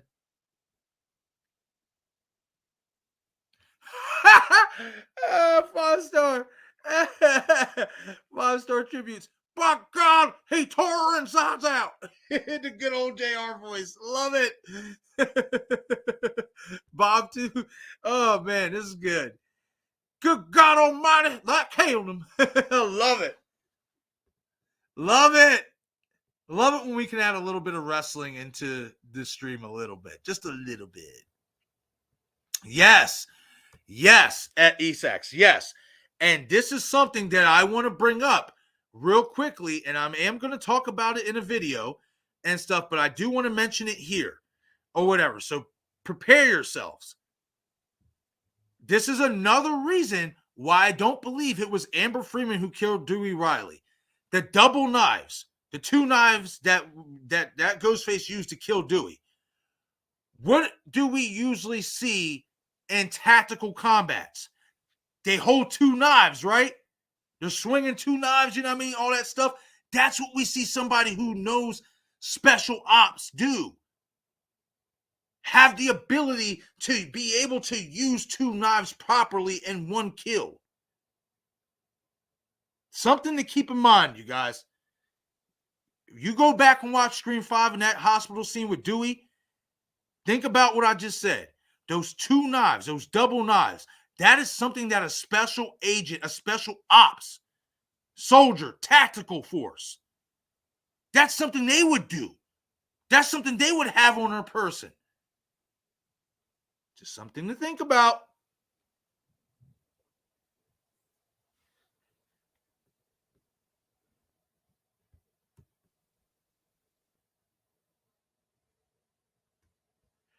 Ooh, that's interesting, 5-star, because I'm not even going to lie. I didn't even notice it like that with Charlie and his movements. 5-star says, 5-star tribute says, those ninja movements scream Charlie Walker. In my opinion, I'm sorry. In 4, he showed so much of an over-the-top style that gets overlooked. Well, I'm about to watch Scream 4 again here in a few short minutes, so I'm not only going to be looking for the voice changer with the camera, I'm also going to be looking at Sir Charles Walker's movements, and I'll make my observation. But I definitely do think, now it's not to say that along the way, Charlie couldn't have got some special training. I'm Kirby. But I definitely do think that whoever that Ghostface is in the bodega scene and in the hospital scene with Dewey, special agent, cop, somebody who knows special tactics, somebody who knows how to be very tactical in a very violent, malicious way. Melissa says, I know there are 3 Ghostface killers in Scream 6. I'm going to actually up the ante. I think there are at least 4 or 5. I do. And I can't wait to break it down and explain that in future videos why I believe so as such. Yes, I'm telling you, it's not impossible to think. Look at the movements. The movements are there, man, like tactical, like smooth, in and out, slithery. That screams a fucking soldier or a special ops agent. It does. It really does.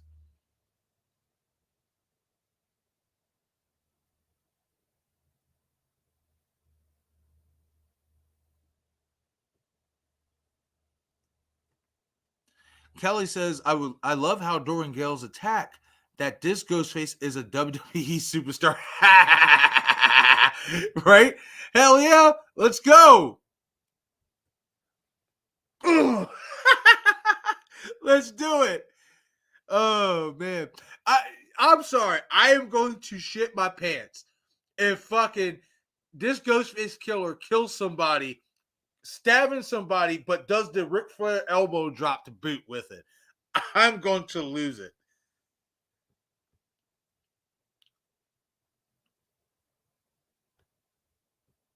Yeah, that is true, 5-star. That is very true. And the poster of New York that captions Mackenzie family stabbed or whatever, there is 3 ghost faces shown in the street in the street level and then one hidden at the top of the skyscraper.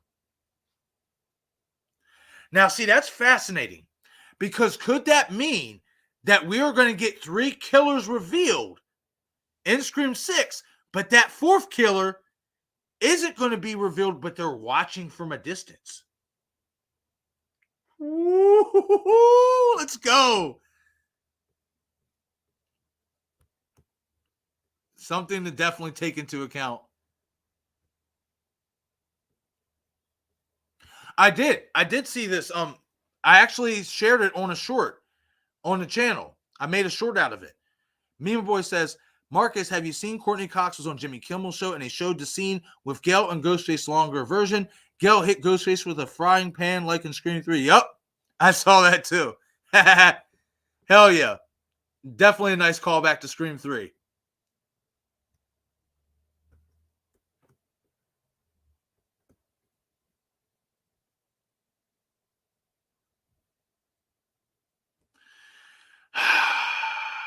I mean, man. Michael Joe, I don't know why it's not showing. There we go.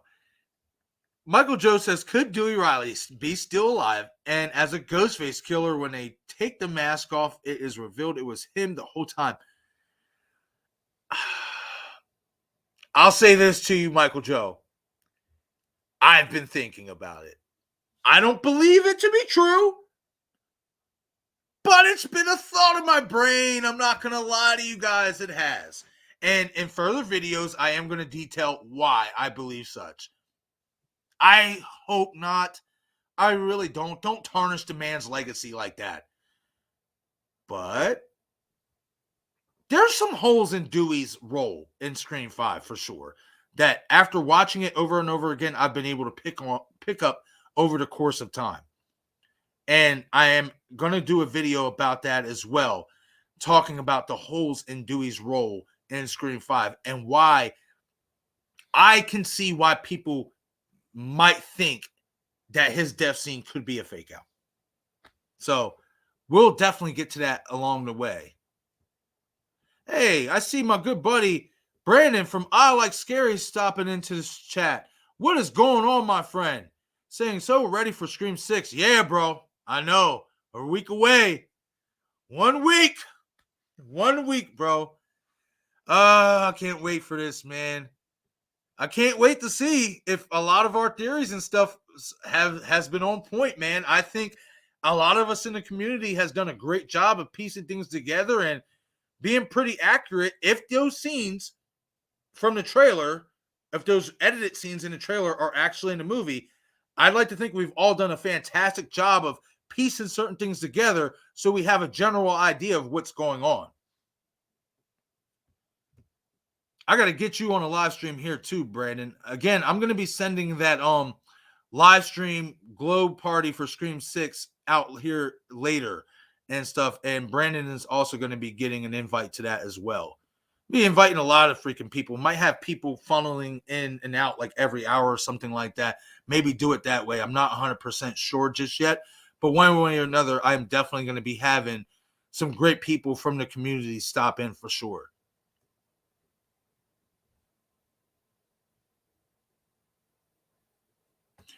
Okay, and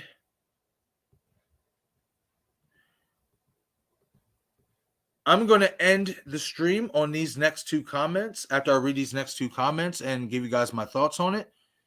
And then I'm going to head out because, again, I do have a lot to catch up on. But I appreciate everybody who has stopped in since 10:15 since I started. 3.5 hours ago. All the way up to basically almost 2 o'clock in the afternoon. I greatly appreciate you all. We still have 16 people watching. That is amazing. It's incredible. I know a lot of you probably have work or at work or might be getting ready for work or just have other stuff to do. You know what I mean? And I greatly appreciate you guys taking time out of your day to hang out with me here and talk some Scream 6 new character development breakdowns. Love it. But Isak says, did they show too much with that clip from the Jimmy Kimmel show? I mean, we saw someone with a nice bruise on their head in another trailer. I know, Kirby. I know. I don't think they gave away too much.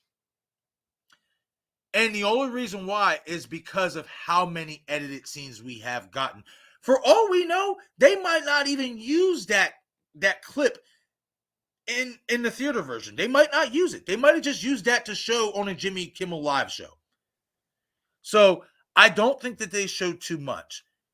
However, when I saw it, I immediately thought about Kirby, Bruise, Frying Pan, head of Ghostface. But I will say this. I don't think that in that particular scene, it is Kirby who gets hit with the frying pan. And the reason why is because in two other scenes, you see Ghostface get hit with something. One by Samantha and one by Chad. And the placement of the object, more where Samantha and Chad swing, lines up with Kirby's bruise more than it does with Gale's frying pan bruise. That if it were to cause a bruise, it's not on the same side, I should say. So, again, I don't think that scene in particular is Kirby Reed chasing Gale. However, I do think that you can make that observation, being that you do see a bruise on her head later on in the movie. And we will end it on this last comment.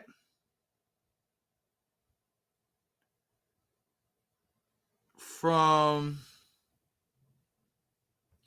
Kelly Williams, who says, Charlie didn't want Kirby dead, Jill dead. See, and this is where, this is where I kind of disagree with that, because if Charlie didn't want Kirby dead, then he wouldn't have stabbed her. But if you are a believer that Kirby has been involved since Scream 4, then you can make that argument that was a fake out, and Charlie and Kirby did that on their own record to fake out Jill just in case Jill got selfish, which she did, and went rogue, which she did. So I think Charlie was 50-50 about killing Kirby. Jill, I just think Jill, it didn't really matter so much if Kirby died. I just think Jill just cared about the spotlight and killing anybody. Just to get her spotlight. Just to get what she wanted out of the deal. You know? But that's a good opinion, though. Because Charlie was in love with Kirby. So, even when he stabbed her, you can tell it was difficult for him. So, I can't wait. It's going to remain to be seen if a lot of our theories and our speculations turn out to be true. And I can't wait. I cannot wait to find out next week if we are right. Even if we turn out to be wrong about certain things or everything. What I really hope for Scream 6 is that we get a very good, enjoyable movie that us as fans can all love and enjoy, especially being that Neve Campbell isn't in this film. I really hope that they do well without her. I do. Because at some point, it's going to have to happen anyway.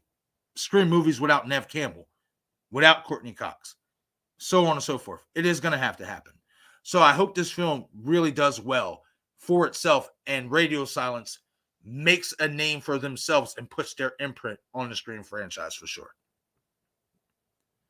But okay, everyone, that is a wrap to today's episode of I Shot Him 6 Times Horror Podcast.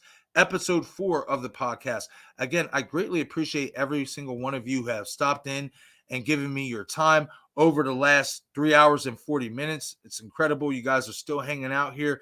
Again, I know a lot of you probably have things to do. And the fact that you decided to hang out with me here and talk some Scream 6 and these new cast of characters and theorize and speculate on what they could be, what we feel about these characters, it's truly amazing. Love every single one of you. And also, keep in mind, later on tonight, I will be back live with special guest, Destination Station, and we will be doing, that's the wrong thumbnail, sorry. we will be doing a character breakdown of Kirby Reed and Gale Weathers as well at 10 p.m. Eastern Time. So again, everyone, 10 p.m. Eastern Time, live conversation with guests, Destination Station.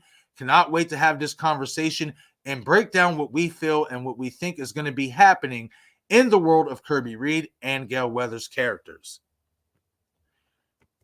But okay, everyone, once again, this is I Shot Him 6 Times horror movie podcast. I appreciate you all who decided to come in and hang out today. Be sure to shoot that like button if you have not done so already. It greatly helps out with the channel and the YouTube algorithm, as well as also do me another favor if you don't mind. Be sure to drop a comment after the stream is over. That also helps with the YouTube algorithm and lets people know that we were juking up in here and this is a stream that people should be coming on to and leaving their thoughts and opinions and watching. So again, everyone, be sure to shoot that like button. If you are a new subscriber or a new viewer to this channel and you have not subscribed yet, do me a favor and shoot that subscribe button. It definitely helps out, as well as shoot that notification icon so you get all the latest content updates to the channel. Much like we had Kelly Williams stop in here. She's a new subscriber to the channel. No, I love that. I love when I get new subscribers directly here live on the channel. That is so amazing. So again, if you haven't done so already, shoot that like button, shoot that subscribe button, and that notification icon so you get all the latest content updates and notifications to the channel. I'm your host and creator of the channel and the podcast, Marcus. I will catch you guys later on tonight at 10. Deuces. You are now watching I Shot Him 6 Times YouTube horror movie channel. I shot him 6 times.